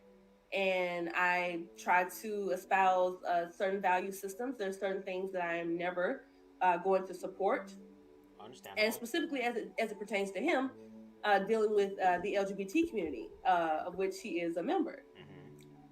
And, I just thought it was interesting that he, even in his own way, right, he's got his flamboyance about him, and he does a lot of the girl and the, B word and all that type of stuff, but he was able to get something out of it, right? Of course, I'm gonna always get something out of it because I realize that in everything that I do, I be listening and I be learning. But I also educate in the areas in which I know as well too.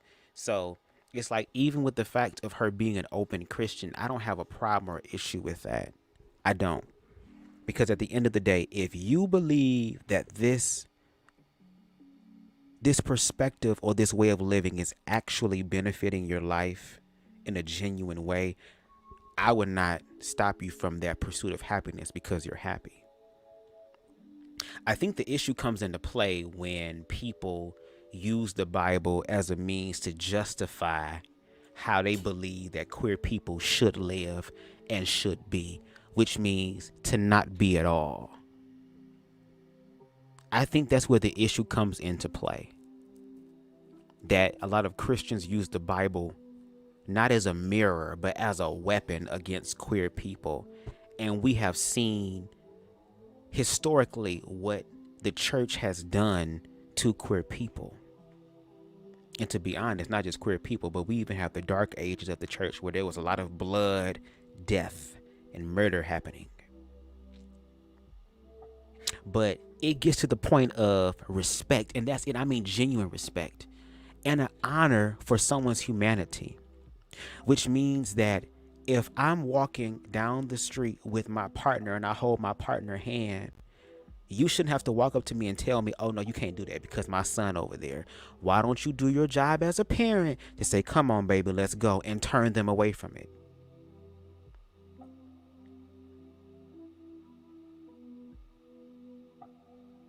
It's the fact that if I'm coming to your establishment for a damn cake and I want a cake with me and my man on it, that all of a sudden now you can sit up here and use your, my religious freedoms, says that I can't do this because, And then when those people leave your establishment, but then they give a review of your establishment telling other queer people not to support this establishment because they don't support you, and it becomes viral, then now all of a sudden it's a problem and it's an issue.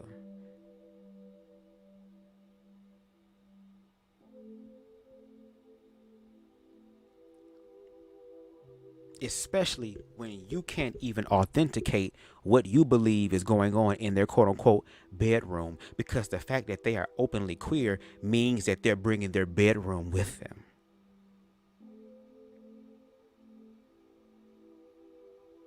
I'm not saying you, TTP. But a lot of individuals who believe in the Christian narrative and believe that homosexuality is wrong and it's a sin and we should love the sinner and hate the sin, or we can just simply love and let God, source, universe do the other part. But there's something, and even me, I wouldn't say I'm a Christian in reference to the religious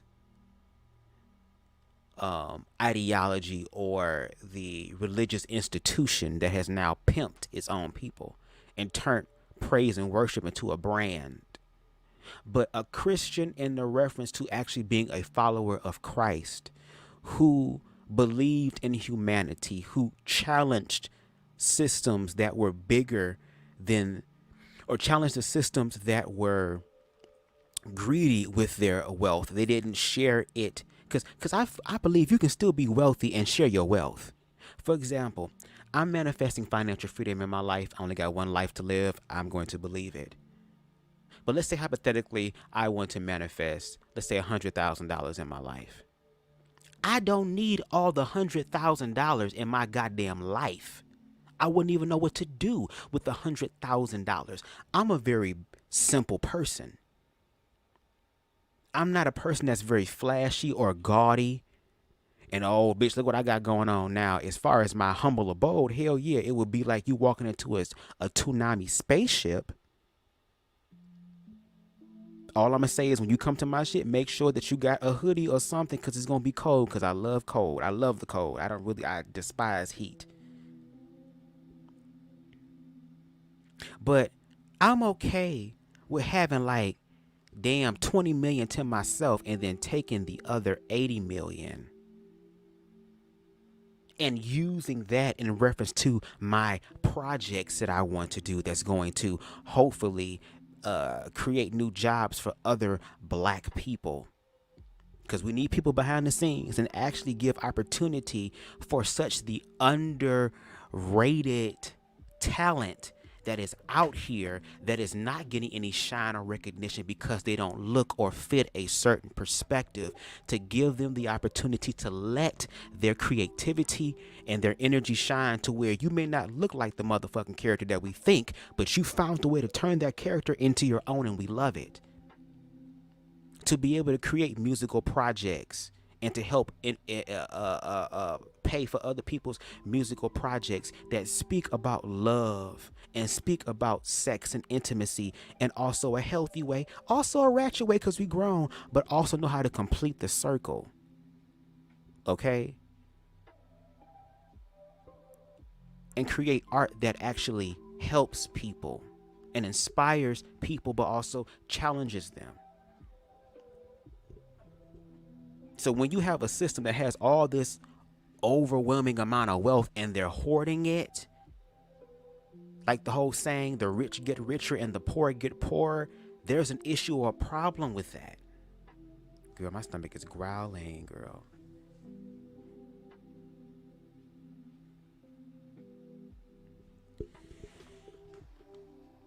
But I was thinking some of the thank you so much, Warren. I love you back.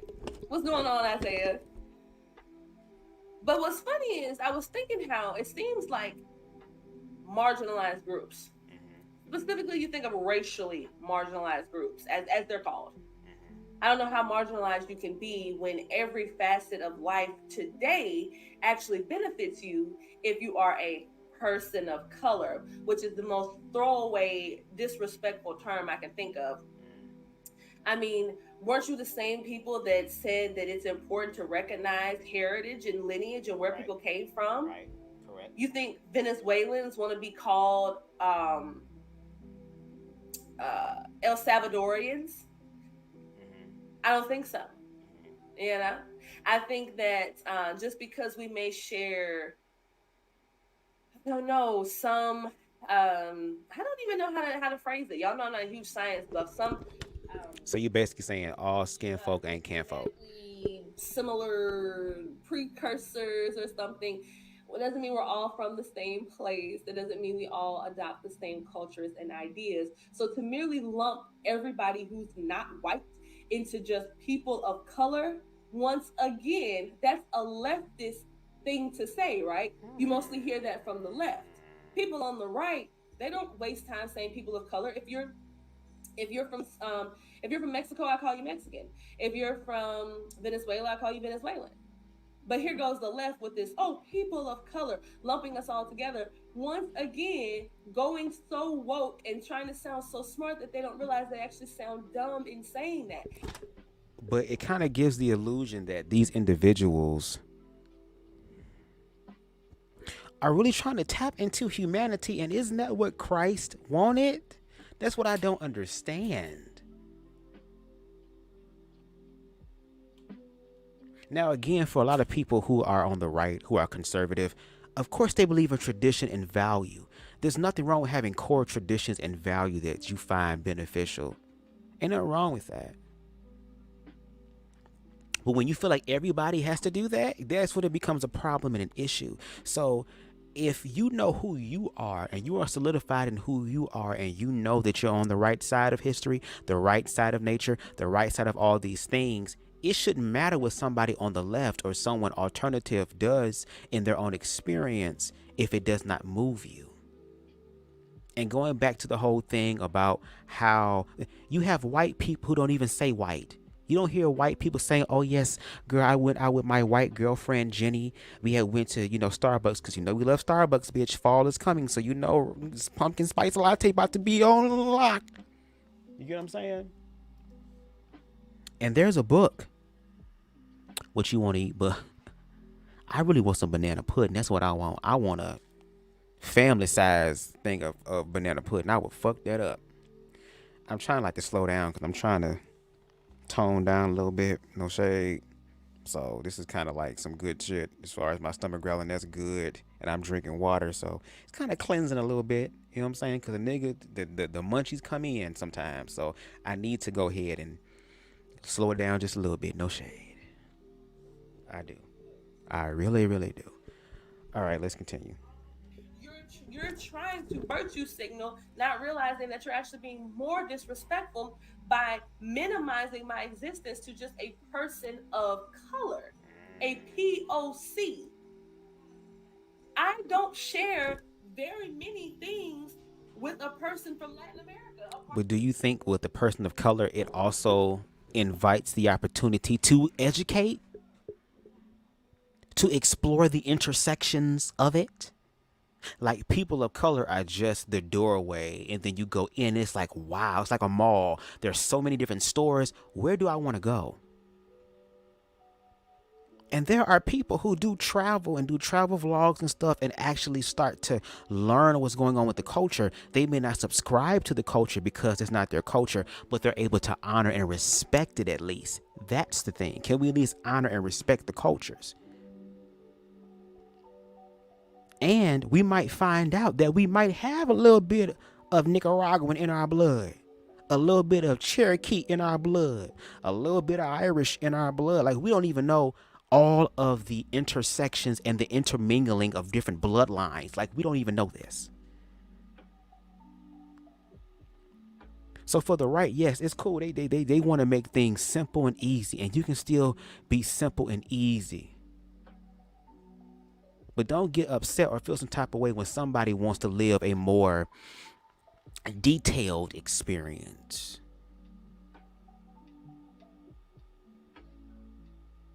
That's all. Apart from the fact that our skin's a little tan. I don't speak Spanish. My ancestors are not Incans and Mayans. So I don't have a lot in common with a Latin American person, but just so happens because everybody else, white people get to just be white. Let the left tell it.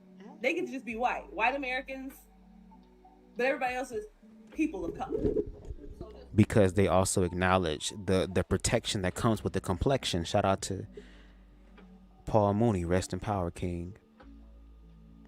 In this system, in America, and I've even had this conversation with other people who came from other countries about what's going on with blackness. If you look at the history of African American, and when people come here and have their own experiences about their skin color,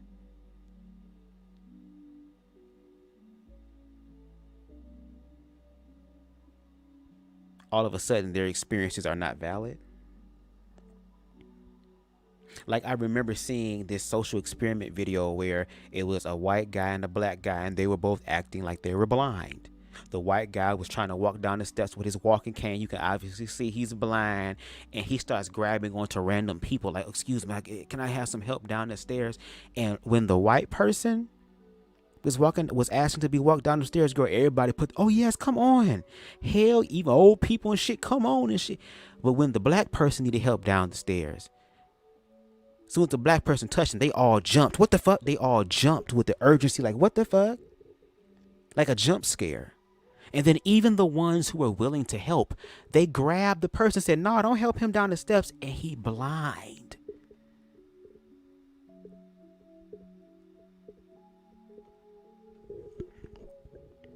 I would be a fool to sit up here and to try to keep something alive that obviously has died, because that means that I have no life. But the fact that racism is not dead, is simply just in hiding, is where the issue comes into play. The fact that homophobia is not dead, but is simply just in hiding, is the issue. I just want people, like you said, the whole political correctness, I'm tired of it. Let's speak, I ain't gonna say facts, we should. Let's speak real. Let's be real. Let's be honest. I'm with you on that, TTP, as far as I'm tired of the politically correct conversations.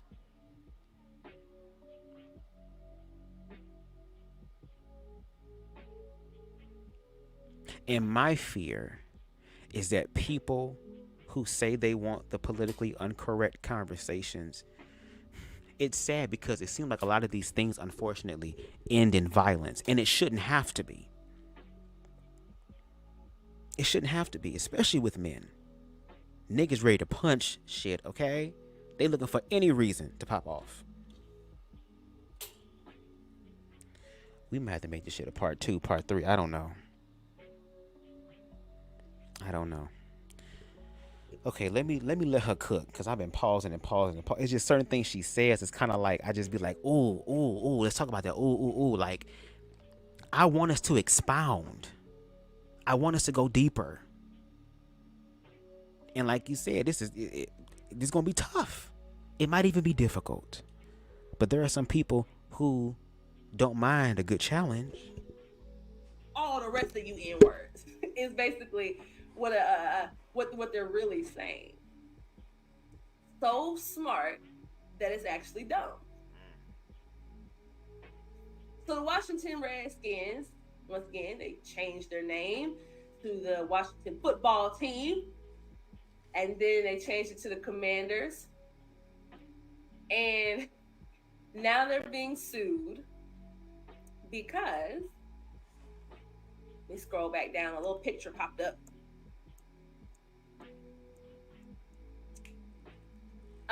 And I agree with this headline. It says, this lawsuit is an FU to the NCAI and an FU to the Commanders and to cancel culture.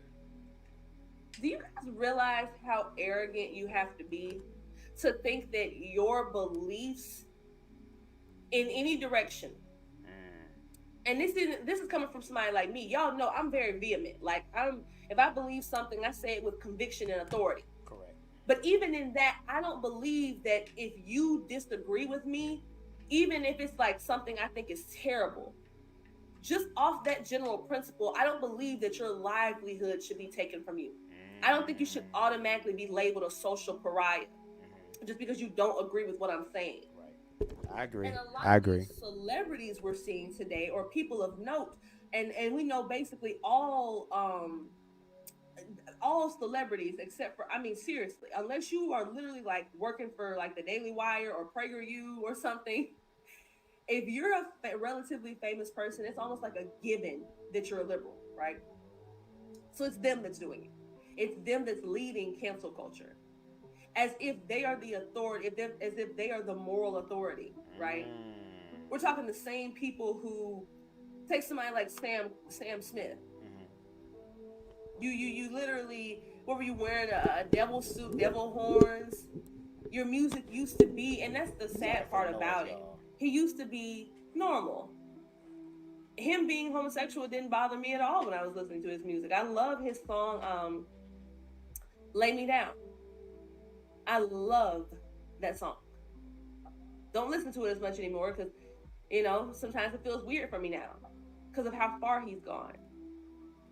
Sam Smith is supposed to be the moral authority. Lady Gaga is supposed to be the moral authority. If you want to go into black entertainment, Sukihana, Sexy Red, that's supposed to be the moral authority? Really? I don't think so. I think that these people are extremely arrogant. Their fame has gone to their heads and has made them feel like that with the wave of a wand, with the type of a tweet, that they can destroy somebody's life.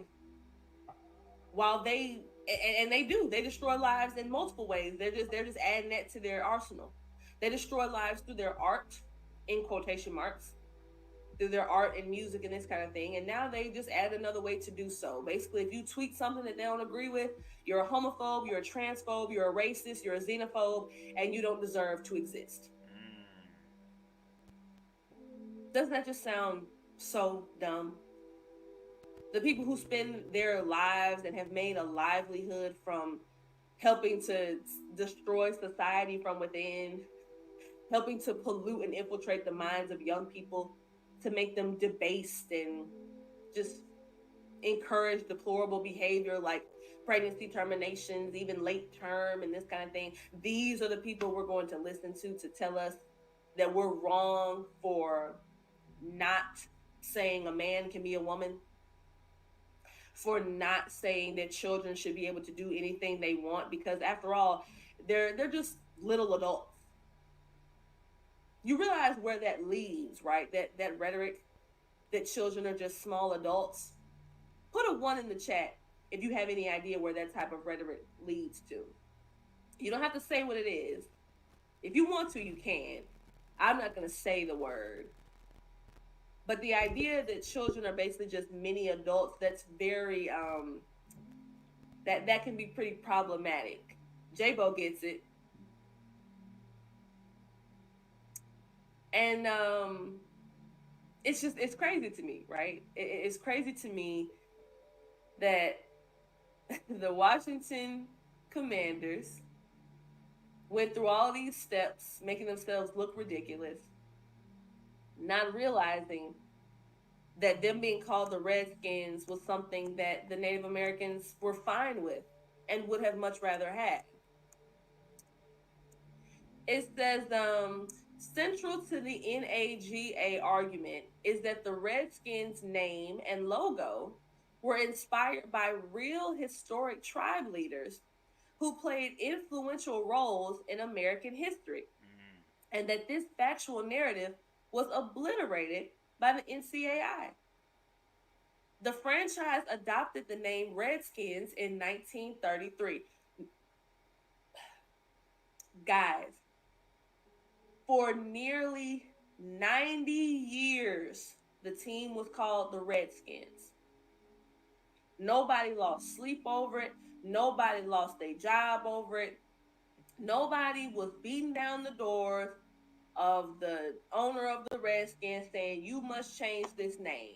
George Soros would have you to believe that was the case because the Native Americans that he rolls with are in his pocket. So they do what he says do.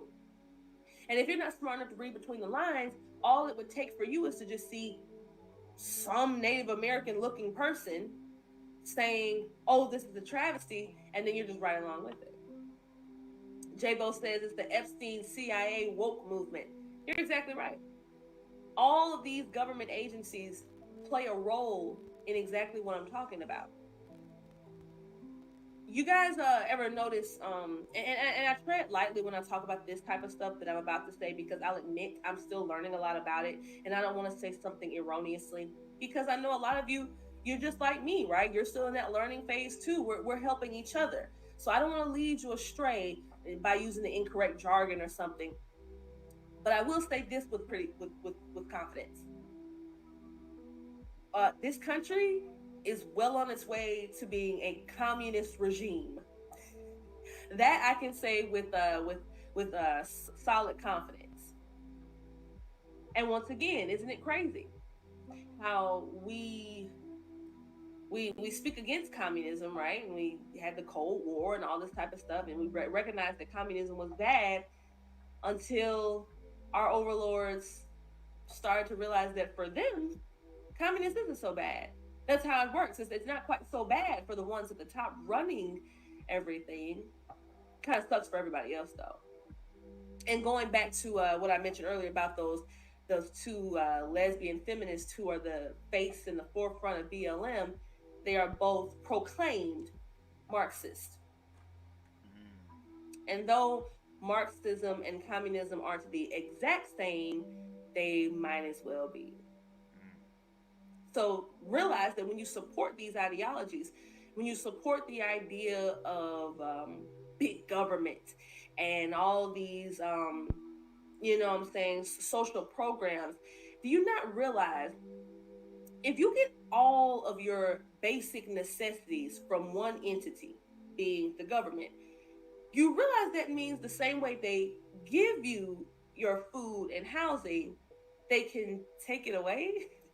Has anyone ever just stopped to think about that, to say,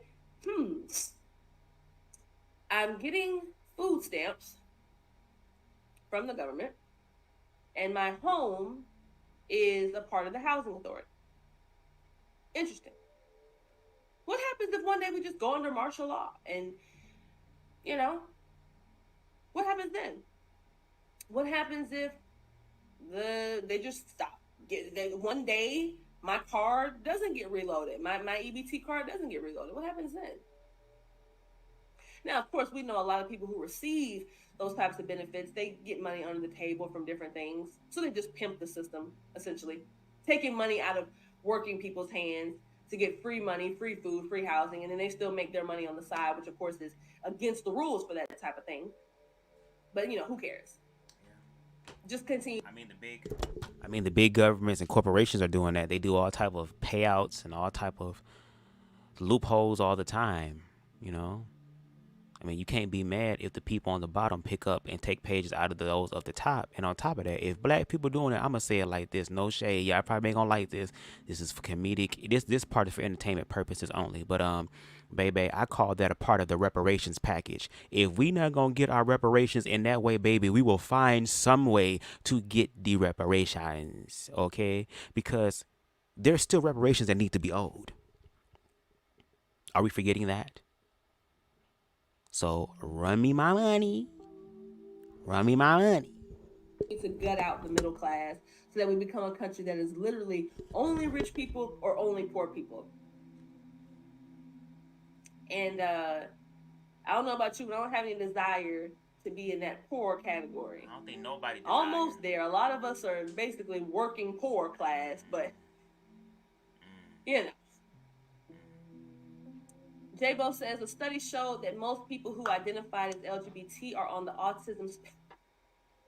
J-Bo, Nah, he did say that, and I did my research, girl. Because again, I listen to what y'all saying, I look it up. Okay? So, there are studies that are being done where it does give the illusion that a lot of queer people are on the spectrum of autism. But then I looked up what autism meant, and this is what it read.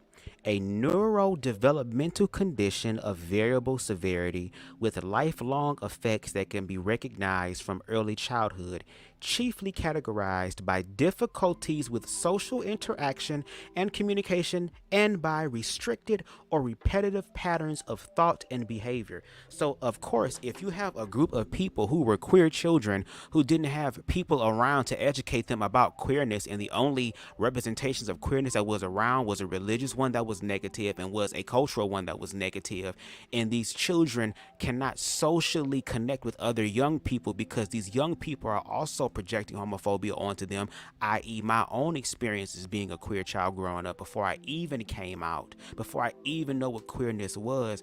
Of course, there are going to be people who are going to deal with that, but it doesn't mean they have to deal with that now being a human being. I mean, human being. I mean, a human being. Being an adult. Excuse me. Being an adult. Excuse me. Now that we're becoming adults and what has not killed us made us stronger, we are healing from those experiences. Because you tried to keep queer children down when they were a child, and now that they're an adult, you think you're going to keep this up with this Pennywise clown energy, nigga? No. So to his point, with him trying to be funny and say that there's something wrong with it, look at how it's created.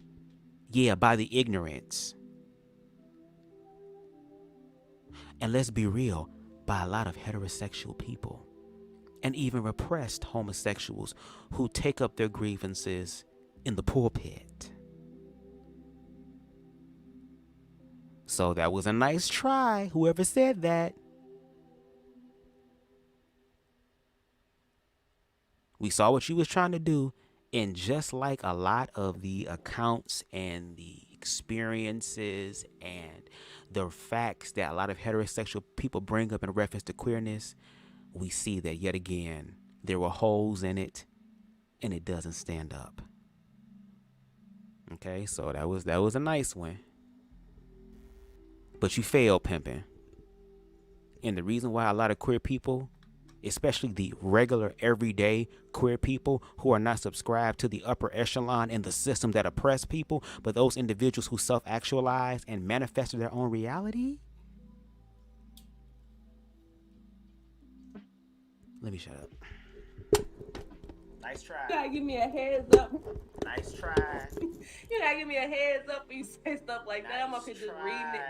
Listen, man, I am not shocked. So I'll just leave that comment there for you guys to read it yourself.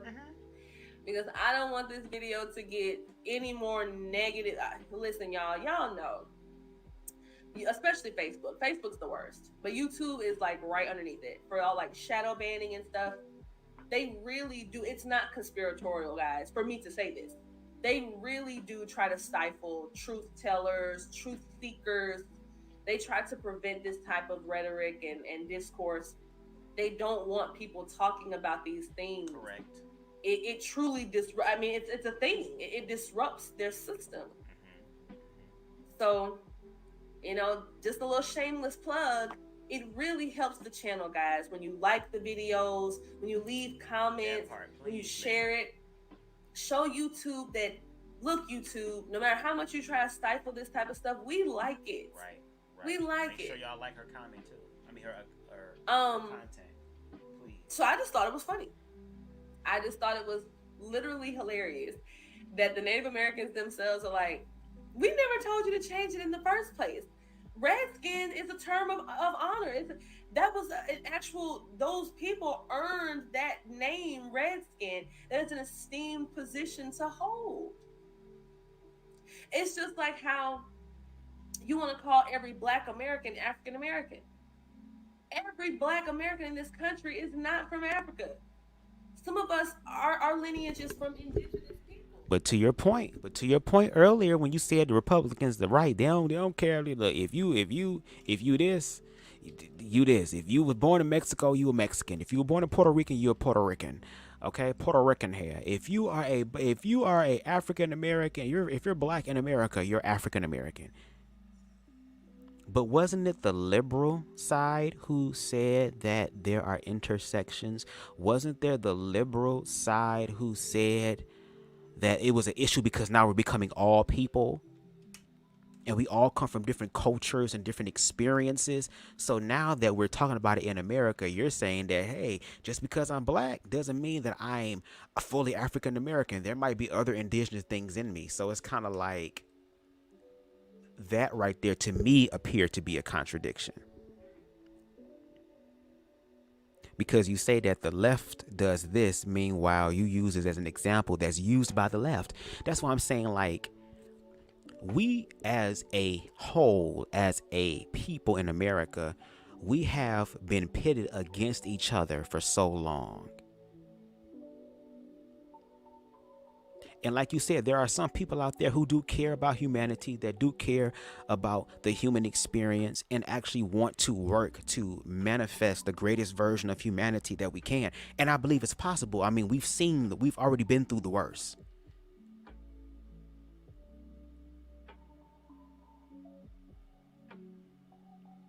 That's why it's important for both people who are on the left and who are on the right to come together and find a common ground, because that is where the answer is. Just like how that one guy tried to put that study up there. Oh, it's a fun fact. Whoop-de-whoop-de-woo. These people are autistic, as if though that's something bad. But then I just read the definition of autism from the Oxford Dictionary, the one that y'all be pulling out, that literally explained what it is.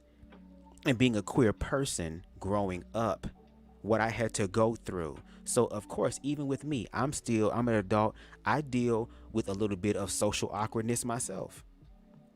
I don't like talking to people that I really don't know in person. Now, if it's online, I got a cardio vibe or something, then that's cool and that's different. But if I'm out in the world or something, and I'm out someplace, I'm very naturally observant. But that also comes from me growing up, being bullied and having to be aware of my surroundings, because I don't know where my bully will strike next. So something beneficial did come from that, to where I'm very aware of my surroundings. And I don't play about self-defense. Baby, I will lose my whole mind, girl. I will become the demon that y'all say is on the left, girl, and exemplify that to the 10th degree when it comes down to protecting myself.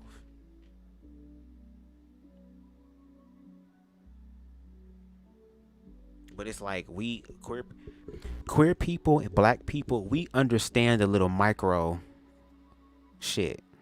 And we gonna call the micro shit out. Like, that be the thing. People be so used to talking about the micro shit that they don't actually speak the macro. And that's my thing. Let's get to the meat and the potatoes. Let's stop it. Let's stop dealing, okay, with the entrees. Can we get to the actual meal? I was hungry. People I'm actually talking about right now. My great grandmother was a full-blooded Cherokee Indian, not half, not her great grandma, and no, my grandfather's mother, a lady who I have seen. Yeah, full-blooded. So every black person in this country is not from Africa. I understand that Africa obviously has the largest concentration People of color of darker skinned people and this kind of thing, but we know melanin has all types of ranges. Correct. So once again, trying to sound smart and actually sounding dumb. Imagine you thinking it's wrong to call somebody. It ain't wrong to call folks white. So why is it wrong to call somebody black? Because white is right. Have you ever thought about that? Have you ever thought about how easily you don't think twice about saying, oh yeah, that white girl, that white dude? But if you heard a white person say, yeah, that black guy, you'd be like, oh, clutch his pearls. You gotta leave the hypocrisy at the door, people. It's just like I told you. I was just having this conversation. He might even be watching now. If you're watching, Chris, what's up, bro? I was going live. I didn't have the chance to look at your most recent message. Chris and I argue all the time about how we have got to separate. I shouldn't say separate, but we have got to elevate past the past. Yeah.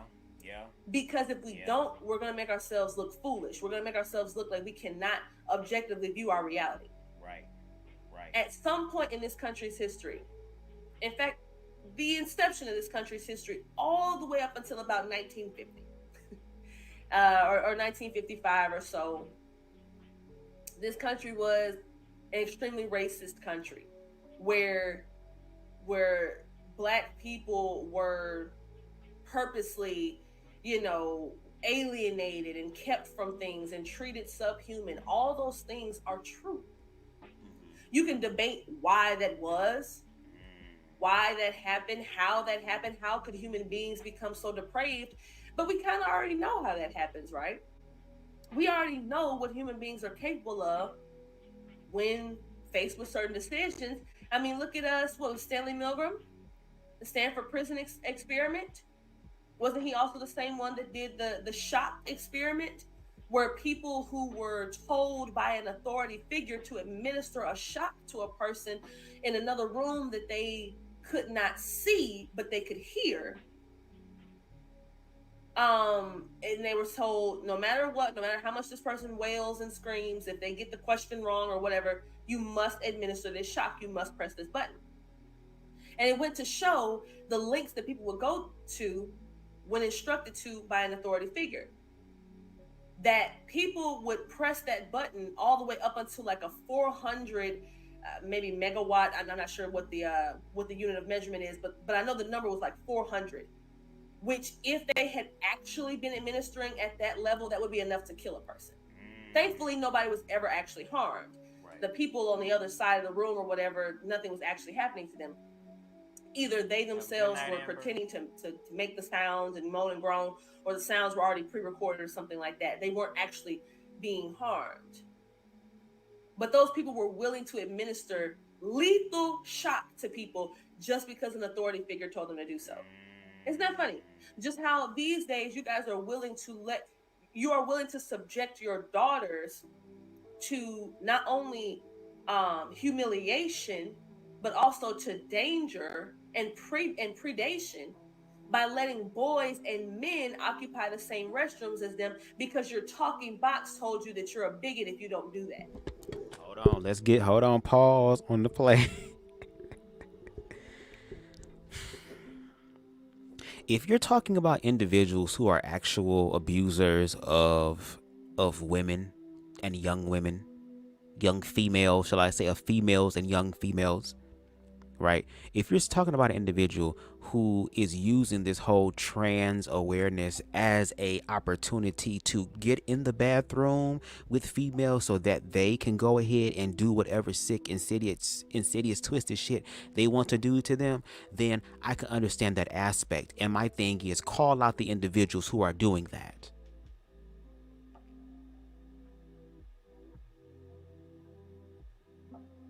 Call out the individuals who are using the trans experience as a way to actually sexually abuse females. Call them out. But that's the thing, they're never called out. It's just used as a way to negate trans people's experience who have been using the bathroom with women for the longest time. And I don't know about y'all, I don't even like using public restrooms. I only use them if I really gotta go. People usually go in the bathroom to pee, get or whatever they gotta do, a little maintenance or whatever, look in the mirror, primp themselves, check, that's cool, and then leave. But do you see how that's equated, or how that can be taken as equated to just the whole trans experience? So if somebody comes into the bathroom who you happen to clock as trans, who is not looking at you from across the room, who is not touching themselves across the room, how you just happen to slip in the women's bathroom because you feel safe and they happen to come in like Pennywise or something. Not that, but the fact that this person is trans, you're automatically gonna go into your mind, this person is a man impersonating a woman who is trying to go into the women's bathroom because he wants to see coochie up front and up close.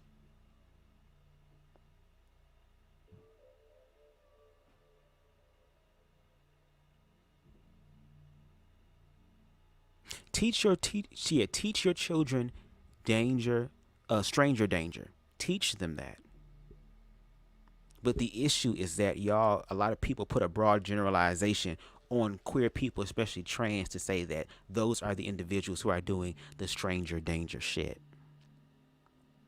And if that is the case, please, where is the overwhelming amount of evidence and facts of trans people who identify as trans, who identify living the trans experience, a woman of trans experience, who is going around and doing a serial repeat of abusing females and young females? I want to see them.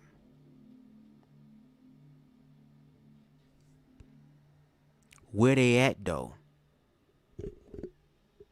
See how that works? So we already know what human beings are capable of when they're either following the hive mentality or an authority figure has told them to do something. See, we love to pretend like slavery is the only heinous practice that ever took place in this country or the world over. And it's not. It's not at all. Correct. Was it up there? Of course. But the issue comes into play that that situation was never rectified. And even when there were moments of some sort of rectification happening, there was always some reneging of it. Reneging from the niggas. And it's a history of that always repeating, using black people. And now we see other groups of people, because they're using queer people right now for this whole political thing for us to fall in line and assimilate and do. But for black people historically have always been used and pimped of their time, their talents, and their energy. And if we're going to truly, genuinely learn from history, we also have to learn where people were right and where people were wrong, and then rectify what is wrong so that we can get to the right.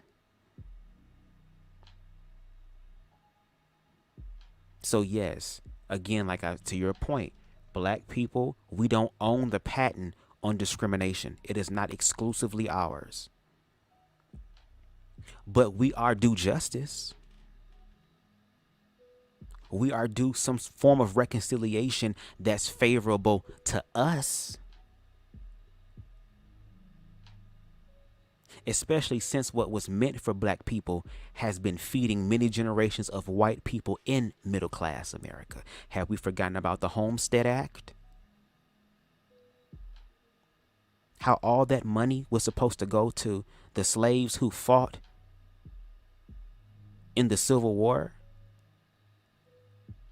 And the person who promised them the money was murdered, and now somebody else was put into position to where now, oh, we forgot about you niggas, and we're going to give all this money to other European people coming into America.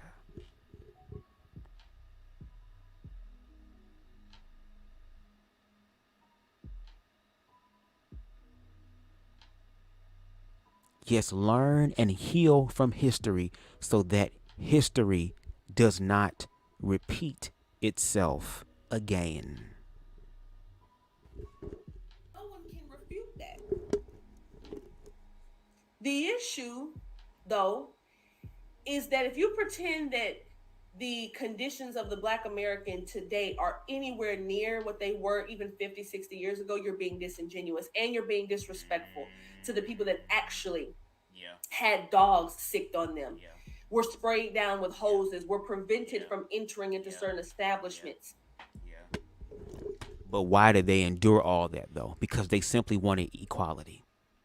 And you're right, at that time, they were dealing with things that were very, very, very, very difficult that in this day and age, black people would not put up with. So I think if we continue to hold on to the idea of we own the patent on discrimination and remain in the victimhood mentality the entire time, then yes, we are not actually honoring our ancestors who fought for individuals like myself that they haven't even met generations down the line, who was going to actually be the manifestation of the hope and the dream of the slave. Has it happened collectively at large? No, it has not. Are there more black millionaires? You goddamn right. Are there possible black billionaires? You goddamn right. Are there influential black people? You goddamn right.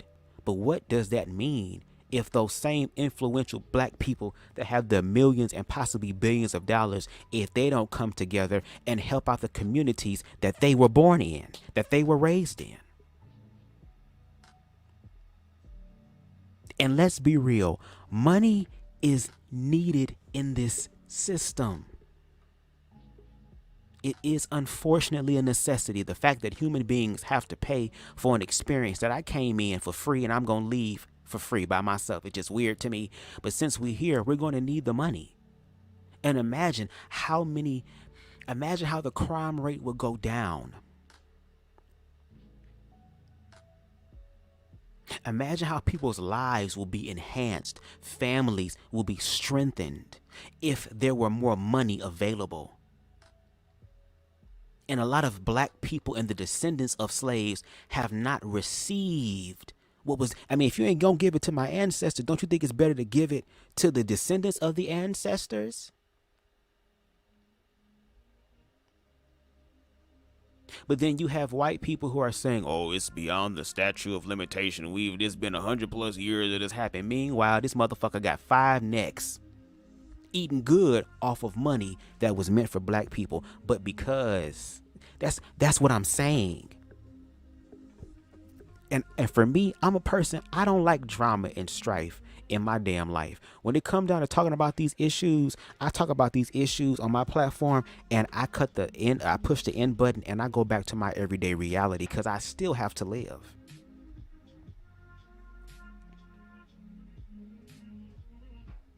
But there are people in the hood right now who just want an opportunity. But because they're labeled as black, because some people are labeled as convicts and felons because they simply was trying to survive. Again, we don't know what human beings will do, right? Especially with certain circumstances.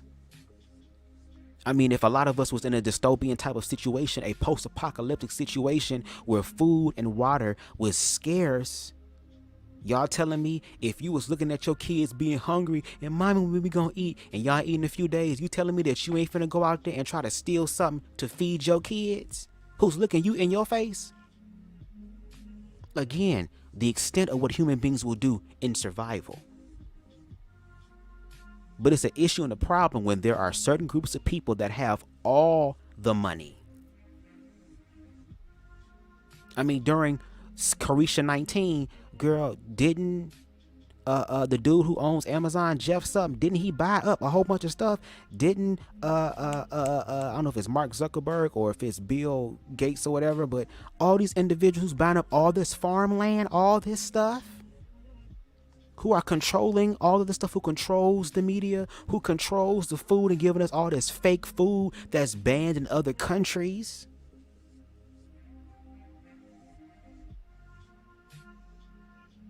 That's why I'm saying there are bigger things that's affecting all of us, and we got to work through this other murky shit. We got to work through it, because if we don't work through it, we will not survive. There won't be a generation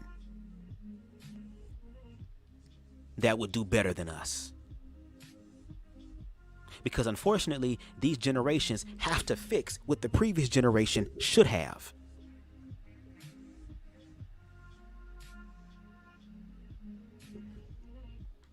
Were shot at, were whatever else would happen to them. For you to compare your existence right now, when you are literally a protected class now. You realize that, right? You realize as a Black American now, you've exceeded white people. Well, how do you know that, J Mac? How could you say something so that's big stuff you're saying? Well, I'll tell you how I say it. It's the same way how I've started substitute teaching. I let full-time teaching go. And so, I get to be at different schools now in different districts. And I've been in this district here lately, subbing a lot with them. And this is the money district. This is not the most diverse in the world, if you catch my drift. But see, that's not an inherent thing. There's not a lot of white people in that community just because there's a lot of white people in that community. It's just that, a lot of them can afford to be there. They're lawyers, doctors, etc. Yeah, of course there's going to be a lot of white people there, girl. They're white and they got money. Of course they're going to want to be able to keep America red again. They want to have a certain perspective. That's why when there's black people that walk in those neighborhoods, how we've seen videos of white people come out of their homes, the doctors, the lawyers, all these people walking out. What are you doing here? What are you doing here? Are you okay? Are you lost? What's going on? Oh, you can't be riding down the street playing all that music. And what happens when a black person with money, moves into the neighborhood. What happens then? Because again, those people aren't living in those communities because they're white. They're living there because they can afford to. What happens when Sukihana makes enough money to live in those neighborhoods? What happens when Meg Thee Stallion decides that she wants to live in those neighborhoods because, again, she has the money to live there and possibly enough money to buy her home, while there are some in the neighborhood who are white who are renting it, who got a tax foreclosure and a tax lien about to hit their ass faster than this? Then what happens? And again, I would love to live in a world where racism doesn't exist, where homophobia doesn't exist, because I feel like we could live our true, genuine, authentic humanity, because nobody has to walk on eggshells and nobody has to be politically correct, because we understand what correctness as far as humanity looks like, which is two simple things that Christ asks and for people to keep to love the Lord God with your mind, heart, body, spirit, soul. Basically love the God in you as well, because God is also in you and you are an extension of God. To love yourself in the whole process and to do unto others as you would want them to do unto you. It's that simple. If you want love and joy in your life, give love and joy to people. If you want strife in your life, give strife to people. So there are very simple things that I feel like we as humans can obviously do. It's the fact of, do we want to? And I think there has to be a lot of healing, because we talk a lot about childhood and children. Yeah, a lot of children end up getting messed up psychologically, mentally, emotionally, and spiritually because of parents and adults who don't know how to actually navigate through life, who still are dealing with their own situations and they're projected onto their children. I know somebody right now, girl, who was rebellious as a damn child, and now that they're a parent, now all of a sudden I'm the daddy, I'm grown, I get to do what I want to do to you. And even though I'm not a parent, we got a new kid, and her name is Win, W-I-N. She was so cute when she was self-dependent on us, and we was feeding her, and oh my God, she purring. Now her ass is in her terrible threes. She jumps at everything, swipes at everything, bites at everything, just so hyper to where it's like, Lord, is this what postpartum feel like? Because in a minute, I feel like I'm about to get ready to drop your ass off behind a Chinese restaurant, girl. And there's going to be a family that's going to be eating your ass. A family of 4. Girl. Okay, y'all. We at the 50-minute mark. We might go to the hour and 30-minute mark and just come back. I don't know if I want to come back tomorrow. I might. It depends. It depends on how the spirit hit me. But we're going to try to get through this middle part, okay? At least to the hour and 50-minute mark. So we going to see. And if it's not white people, the second biggest concentration of people in the area is Asians. Now, we know a lot about the Asian community. You know, they're big on family, not big on divorce, huge on academics. And so those are the types of values that causes a lot of them to be very successful. Whether it's being successful as entrepreneurs, business owners, some of them go on to do other things. But most Asian people you know aren't screw-ups. And I just so happen to notice that. I happen to notice that it's something cultural about them that breeds success. And it just so happens that a lot of those Asian individuals, those kids, whereas other kids were goofing off in school, they were paying attention. Right. Sacrificing, even at a young age. Having fun sometimes, but not nearly as much as other kids, because they understood the concept of delayed gratification, even as small children. So imagine being an Asian kid, depriving yourself of, endless hours of playing outside in the summer, because instead you're at some sort of some smarty kids camp or something, and you're still learning stuff, or you're taking up extra courses, you're graduating high school early. Imagine making those types of sacrifices, all because one day you wanted to go to a prestigious university like Harvard or Yale. And so finally it's time. it's time to apply to go to Harvard or Yale. And you apply and you scored nearly the highest score one can get on the SAT and the ACT. You took both just in case one test was preferred over the other. You took both and you knocked them both out of the park. You have over a 4.0 GPA because you took those weighted AP classes. You did everything you were supposed to do. And you don't get in to Harvard. They choose somebody over you because after all, they have limited openings. Everybody can't come. It's a club everybody can't join. Correct. That's the point of it being prestigious. Right. That's why it's coveted. Right. And just out of curiosity, one day you somehow stumble upon the information and figure out that the person who got let in ahead of you was a Black American. That in and of itself means nothing. But you realize that that person scored 200 points less than you on their SAT.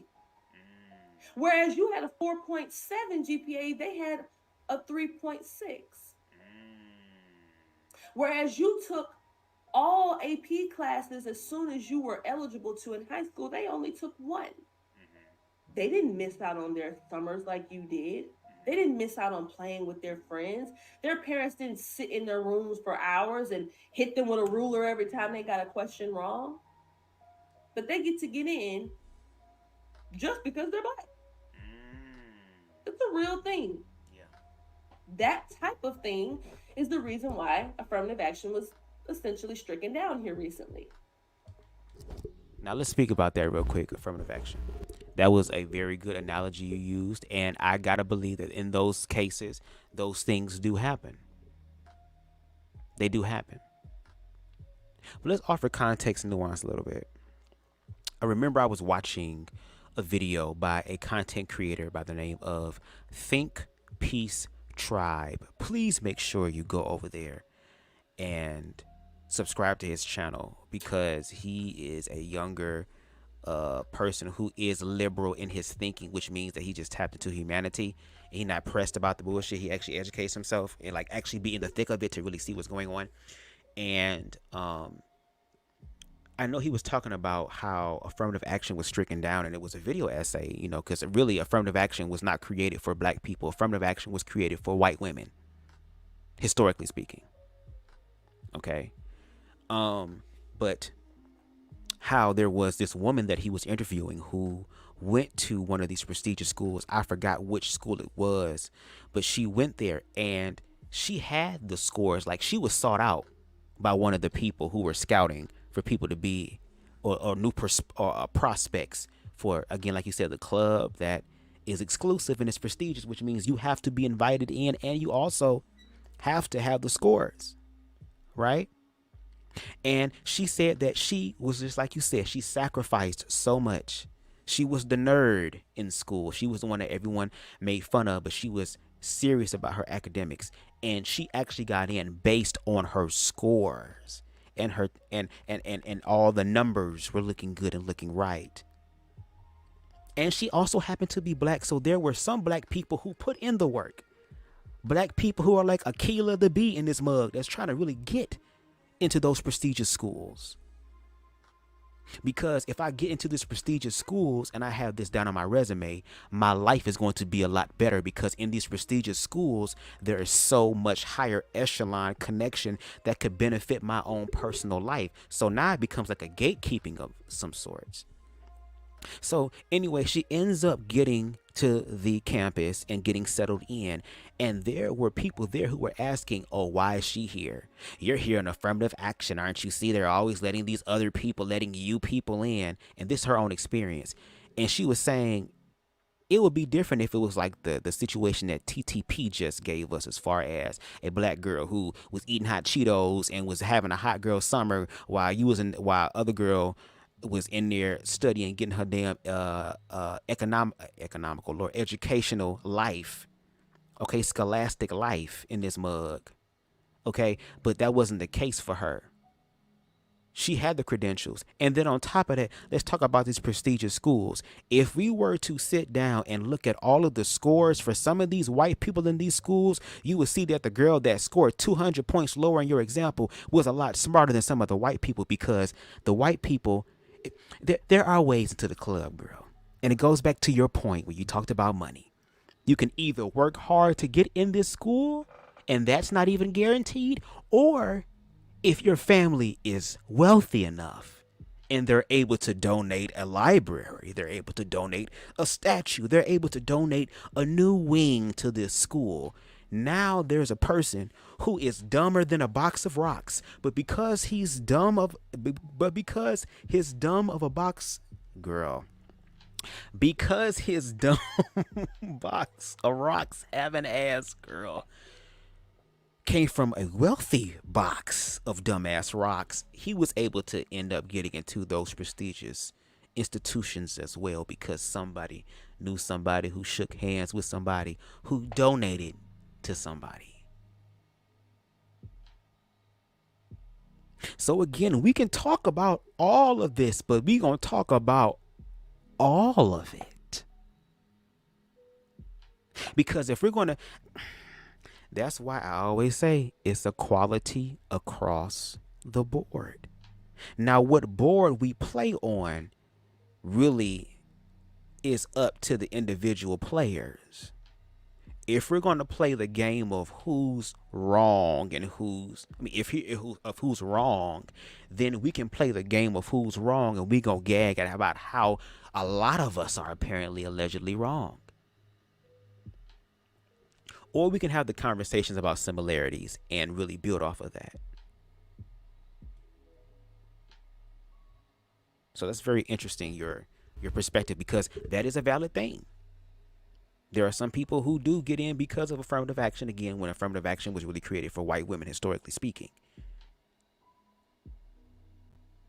And if I'm not mistaken, one of the judges who helped to strike down affirmative action benefited from affirmative action his goddamn self. So not only did you use the system to get to where the hell you at, you now dismantled the system to prevent other black people from getting up there. Because, no shade, like you said earlier, black people have to work twice as hard to where we have more energy and more to offer than white America, because of, again, we have been the product for so long, and we're still the product now.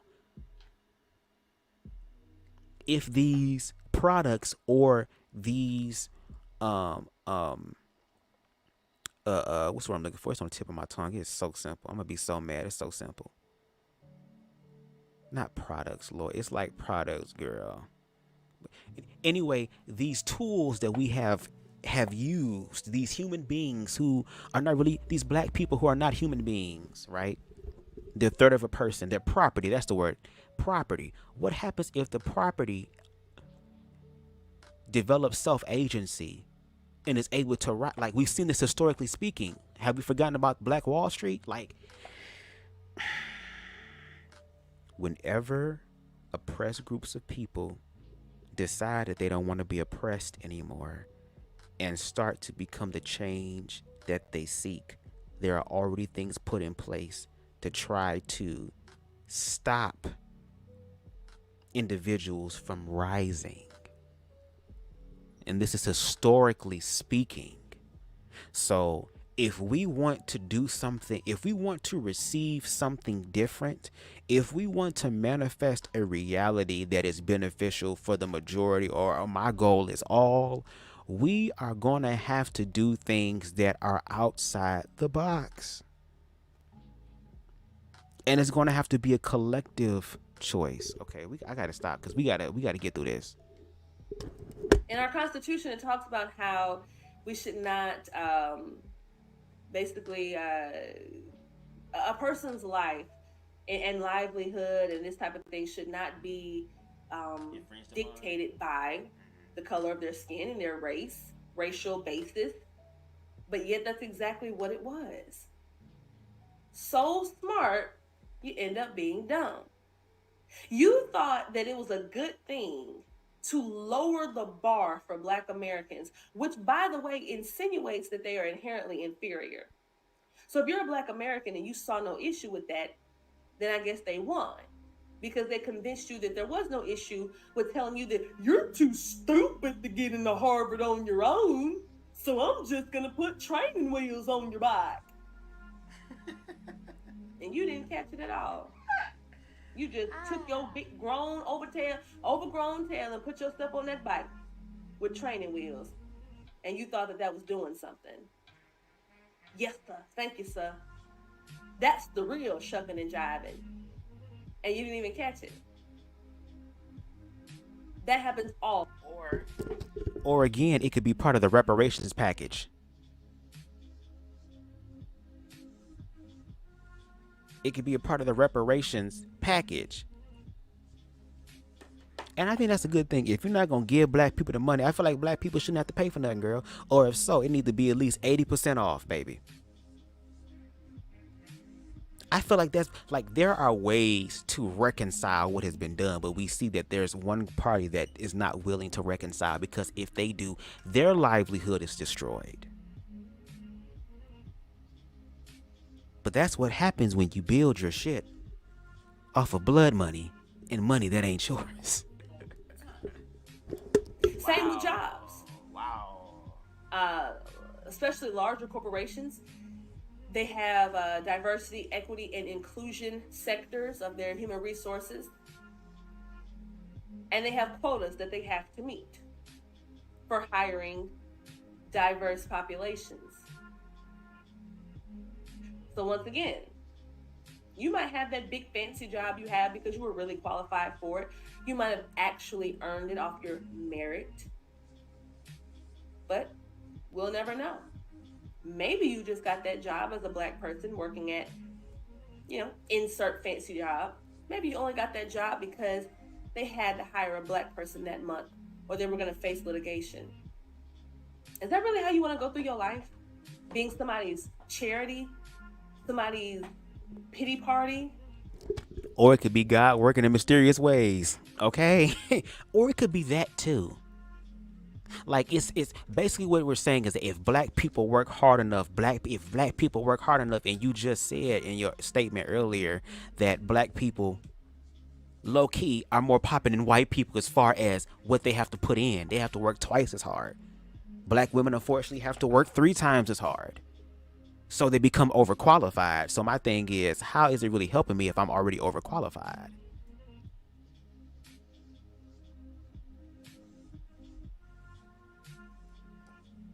And if they have to hire somebody for that, that department as far as inclusivity is concerned, then they need to pick the right one that's actually going to get the job done, as opposed to just for the look of it. And if they were actually doing what the hell they needed to do, they wouldn't be worried about it. And you acting like there ain't black people out there that wish they can manifest a job where they can make up to goddamn $60,000 to $100,000 a year. Are you kidding me? I may not know how to do it, but I'm gonna figure it out. I mean, hey, black people always had to figure stuff out, right? At least when it came into terms of survival. I just wish we could start figuring things out in the terms of living. People with dignity don't think that way. People with pride don't think that way. Hence why the Native Americans were saying, you don't have to pander to us in this situation. Redskins is cool. Redskins is a cool name that we actually like. But in an attempt to sound smarter than everybody else in the room, you actually now sound dumb because you made it seem as though you changed this name because it was offensive to Native Americans, and come to find out it was the exact opposite. You call somebody African American because you think that's politically correct, not even realizing not all black people in this country are from Africa. Imagine that. What's going on, Corey? Nice to see you. Let me look at a couple of these comments. Warren says, my great-grandparents are German, okay? And my great-grandpa was a train conductor, but he was killed by a train. I'm sorry to hear that.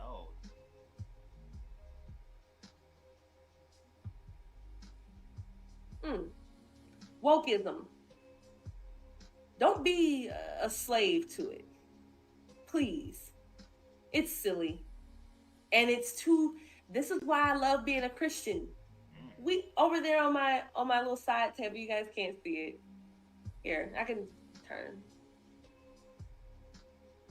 What is it? Wait. There. My Bible's over there. That's my good book that I can reference. And it's been the same book for a very long time. It doesn't change. It doesn't change even though society is changing. It doesn't change even though my neighbors are changing and ideologies are changing. It still stays the same. That's why I like it. Once I learn it, it's there. It's not going anywhere. It's here and it's here. But if you spend your entire life trying to keep up with wokeism, you won't be able to keep up with it. You're going to say something that people don't like, and it's going to get you canceled. But if you say something that is problematic, I feel like people should be able to have the right to defend themselves in reference to the context of what's being said. And to your point about the Bible, yes, it says that God, Jesus, source, universe, whatever you want to call it, it's all the same to me. It's just, we're talking about something that we can't even fathom. So of course it's going to have many names and different expressions, but it's the same yesterday, today, and forevermore. So a lot of people go back to, I mean, of course, ain't nothing in the Bible gonna change. It's a certain set of books, and on top of that, it's not even the complete book, but that's neither here nor there. But it's still a book that's supposed to be used as the basic instructions before leaving Earth. It's supposed to be used as a mirror to be able to look at yourself, so that when you go through moments that are scary, moments of uncertainty, that you can go back and look at these stories of other individuals who in their own unique experience, but the energy is still the same, have went through their own hardships, and because they kept the faith, and because they were open, and because they were willing to let things go, to therefore create capacity for greater to manifest in their life, that you can apply it to yourself. And again, the Bible is open to interpretation. If me and everybody that was on that panel, as far as Black Men Unfiltered, if we all went away for 1 month and we all read the Bible in our own way, not from any sort of outside, no pastor's help, no sort of influence, and was able to organically manifest or come up with whatever comes up in our spirit, I guarantee you we can all come back on that same panel a month later and have different interpretations. Now, in the midst of those different interpretations, if we are open and aware enough, we will be able to understand and see common similarities or a certain theme. And for individuals who have studied outside of the book of the Bible and have seen other books as well, we have come to the understanding that there is a common link, that there's always some sort of character in these stories, whether they're allegorical, whether they're literal, whatever the case may be, that always connected to humanity or ended up being a savior, which meant that I am just like y'all. Even though I have power, I am still just like you, and you are like me, and we are the same. And look what happened to those people. And like I feel like Christ, if you're going to talk about it, was really woke. Christ didn't care about this system. Christ didn't care about if all these people was making money or not. Didn't they say when he ended up going to Rome or wherever he was, he said, render up to, I don't know if it was Rome. Again, the biblical scholars will correct me. But didn't he say, render unto Caesar what is Caesar's, and render up to God what is God's? And if anything, he critiqued the systems, the Pharisees and the Sadducees that unfortunately are in a lot of churches all across the world.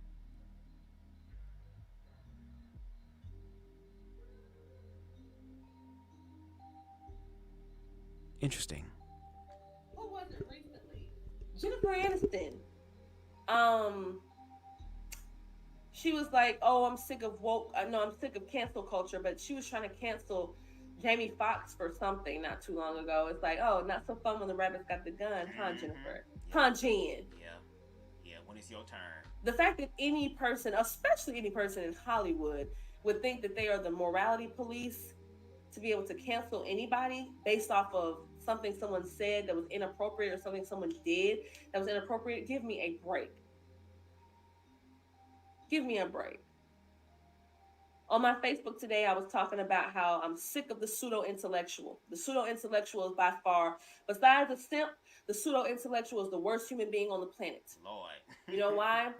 Because there's a lot of people who are just uninformed people, and they don't pretend to be intellectuals. They're just uninformed people, and they're actually thirsting for knowledge.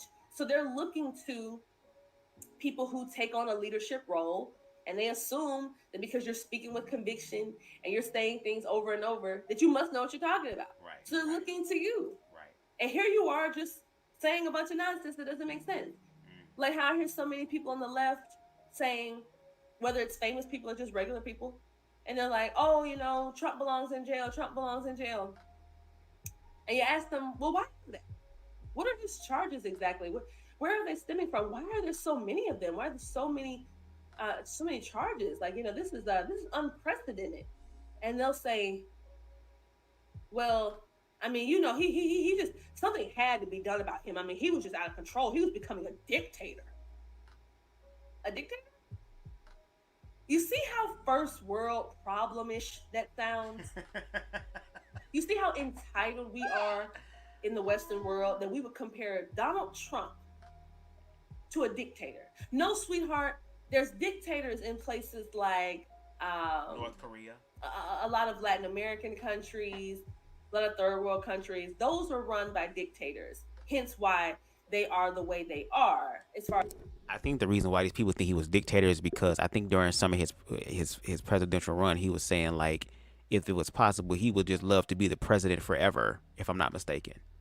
And I think the charges is because he also was doing some shit with the IRS, wasn't it? So once again, we can critique the niggas on the lower part of the spectrum who are doing PP loans and stuff like that. But meanwhile, you have a hyper-visible person who has no experience of being a president. He simply was just saying a lot of things that people wanted to hear, did not really care about it. I mean, isn't he the same individual that knew that Carisha 19 was happening before we knew it was happening?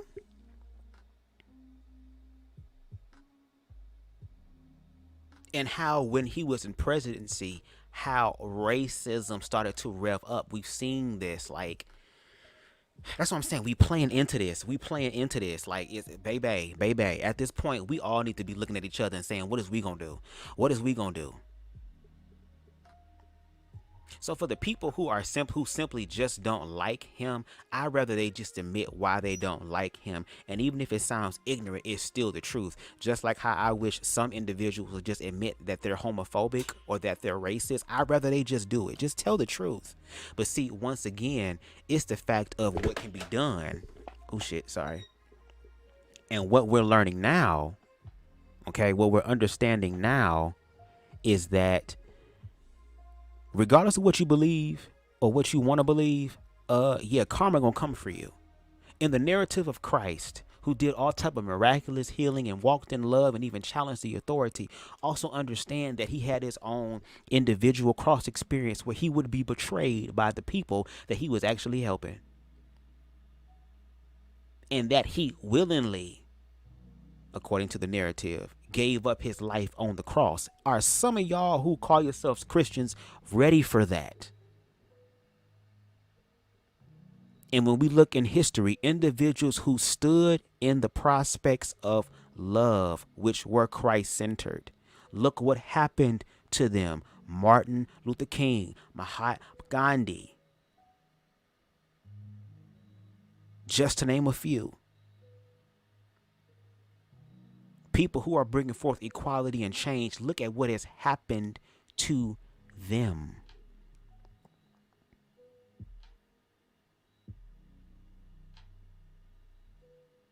So yes, are there ignorant people on the left? Are there ignorant people on the right? Are there just ignorant people all around? You're goddamn right. And that's the problem. It be the ignorant people who speak with such conviction who don't know. And for the people who are looking for leaders, baby, it's time for you to find the leader in you.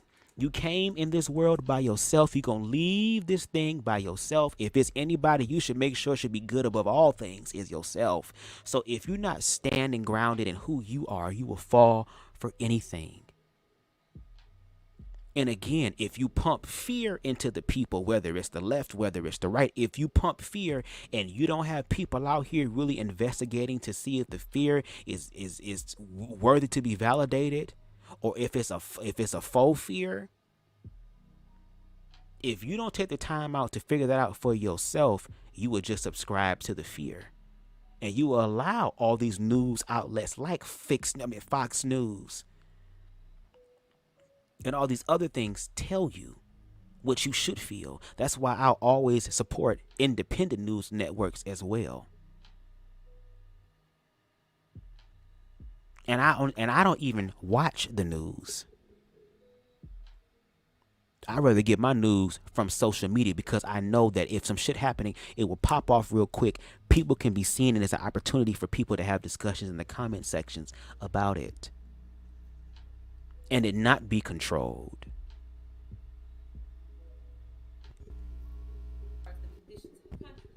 Because the government's there, even though ours is not far behind as far as being greedy and taking the money and stuff. But in those countries, it's blatant. We on the way there. There's nothing you can do. They can't hide behind the guise of the Constitution and all this type of stuff. They don't have stuff like that. No, the government just takes what they want. Yeah. So yeah. We on the way there. So no, you not liking Trump is not good enough reason for him to be in jail. He in jail because he did nigga shit. And what the left doesn't realize is all they're doing is making him more famous. That mugshot, most famous picture in the world. Yeah. Most viewed online picture in the world. And because he is privileged, baby, he ain't got to worry about being reprimanded. Because as we see, these people who have all this money, they're never reprimanded. They're not. Because again, he who holds the money holds the power, which means I have the power to remove no from my vocabulary.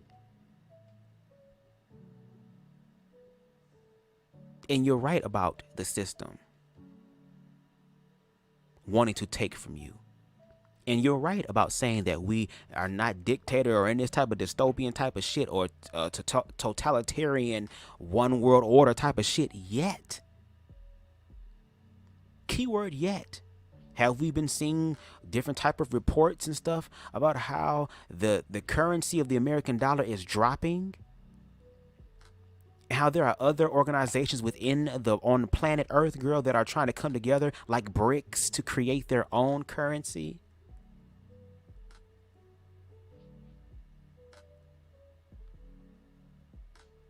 And again, before anything can happen, they have to show you the truth is hidden in plain sight. And it's like just how people can sit up here and interpret what they believe the plain sight is in reference to queerness, they won't do that to the bigger issues that affect everybody, including queer people.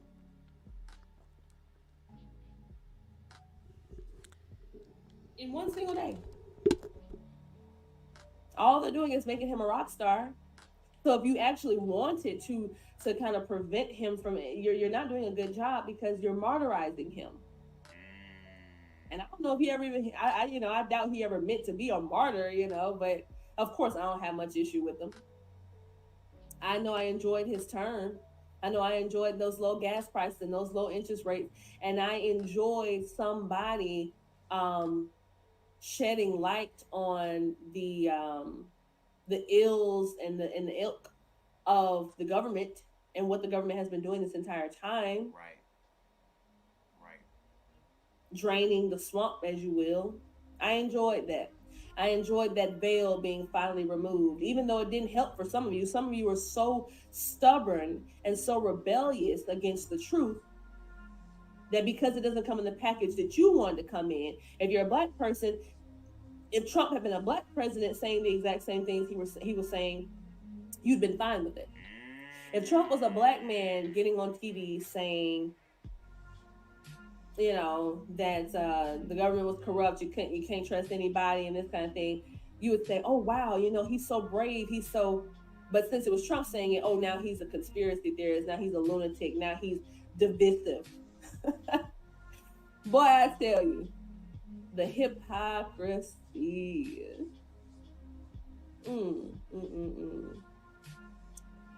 Excuse me. Warren says, look at our mindset. Let's redesign it. Let's go rewind it. Evolve to different think, believe we is the problem. Eric Jamal. Corey says, how many from Hollywood visited Epstein Island?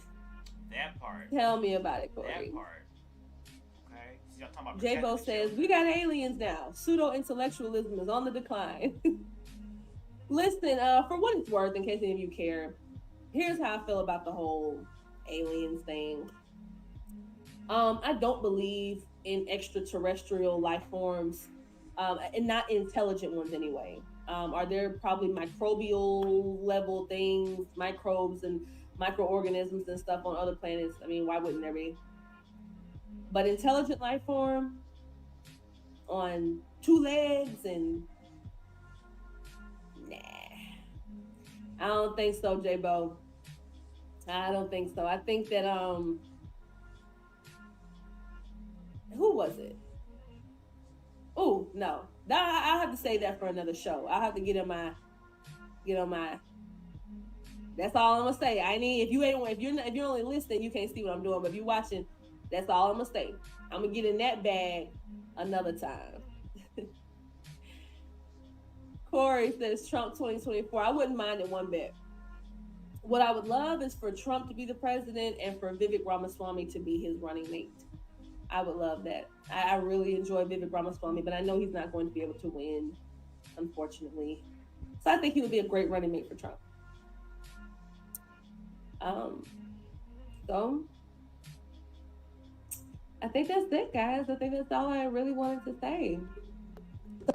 Okay, I think that's it because the video is 2 and almost 3 hours long. That's because she had people come up on the panel, and I know when I did catch it because I caught it towards the end when they had the Temu version of Brian Gumble up there.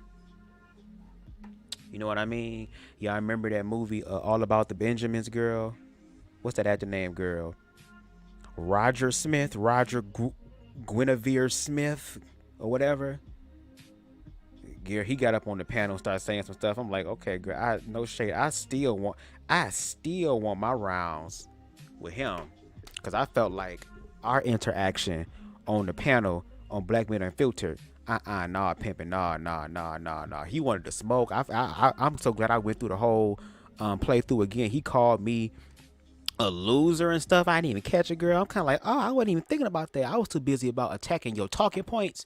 But my thing is, again, if you want to do an edutainment, I don't mind having a one-on-one with old dude at the barbershop on BMU. I don't mind that. Okay? But I think I'm going to end it here because she actually ends her perspective on her idea of wokeism. And I think she just creates a small panel for other people to come on. So we might do part 2 of that tomorrow or today. I don't know. It depends, again, how I feel. Right now, I know I'm hungry. I'm probably about to make me some French fries or something. But yes, again, shout out to Tough Topics Podcast, baby. She lives up to the name. I appreciate seeing Black individuals speak in such a politically incorrect way. I know that if she was not a Christian, she would cuss, which is what I really want, because I feel like when you cuss, you put an exclamation mark on it, and I feel like she will cuss. She probably one of them Christians who say, girl, God, don't trip. God ain't through with me yet. This is a lifelong process, and that's okay. That's perfectly fine. But shout out to TTP for doing the damn thing when it comes down to giving this commentary. Please make sure y'all go over there and subscribe to her podcast. Make sure you like her videos and to help her because she deserves so much more recognition. And again, I'm going to do my part to have conversations or to give commentary on things that is from the opposing end because, again, my purpose for my commentary, again, is not to sit up here and drag and read and roast. Of course, I am a same gender loving man of color, so my commentary is going to be quite colorful. You get what I'm saying? But I do appreciate her reaching out as far as commenting on the last video and watching it. I don't know if she'll watch this one. I hope she don't feel like I'm trying to attack her or whatever the case may be, because again, it's just you're able to communicate in a way to where it's like I can understand it. And unfortunately, a lot of black men that I given commentary on failed at doing that. So the fact that you did it, I appreciate it. I really, really do. So anyway, thank y'all so much for joining me for this late night with Bubs, girl, as we discuss wokeism in a more contextual and nuanced perspective. Okay, which is using Tough Topics podcast perspective as a springboard or a foundation to build upon. And I also give her the permission to use this live or any videos on my channel that she would like to speak to in reference to queerness or just anything that she has in mind. So yeah, again, shout out to her. Please make sure y'all let me put the banner on. Hold on. Where's it at? There we go. Please make sure that y'all like the video. Just like TTP said, it helps this channel to grow on the algorithms. It's probably the best thing that you can do for me over here on Bubs the Guide. Okay, I appreciate that. Make sure you hit that subscribe button as well as a notification bell so that you can stay up to date with all of my sporadic ass lives, girl. I'm moving in spirit, girl. We don't live in temples. We operate in tents. Okay, which means that when the spirit get up and go, we on the flow with it. Okay, ho, that's what we do. And if you're feeling compelled, you can definitely hit up the Cash App $ Bubs the God. Okay. Anything that you send would be helpful. Look, I'm not turning down any blessings. If God wants you to bless me through that way, I ain't gonna stop God from using you. Okay, no shade. Shout out to those who came through. Shout out to those who were in the bushes. Okay, and shout out to the replay gang. Shout out to Queen Amber. Okay, continue to send love to Queen Amber, please, as she's going through a very difficult time with the loss of her grandmother. Shout out to Aries in the building. I'm going to have to call him once I get situated. Shout out to King Harold in the building. Shout out to Boy Crazy who came through. Shout out to Queen Spicy. And shout out to King Anubis, a.k.a. Rico the Brat, okay? I appreciate y'all. And until next time, fam, peace.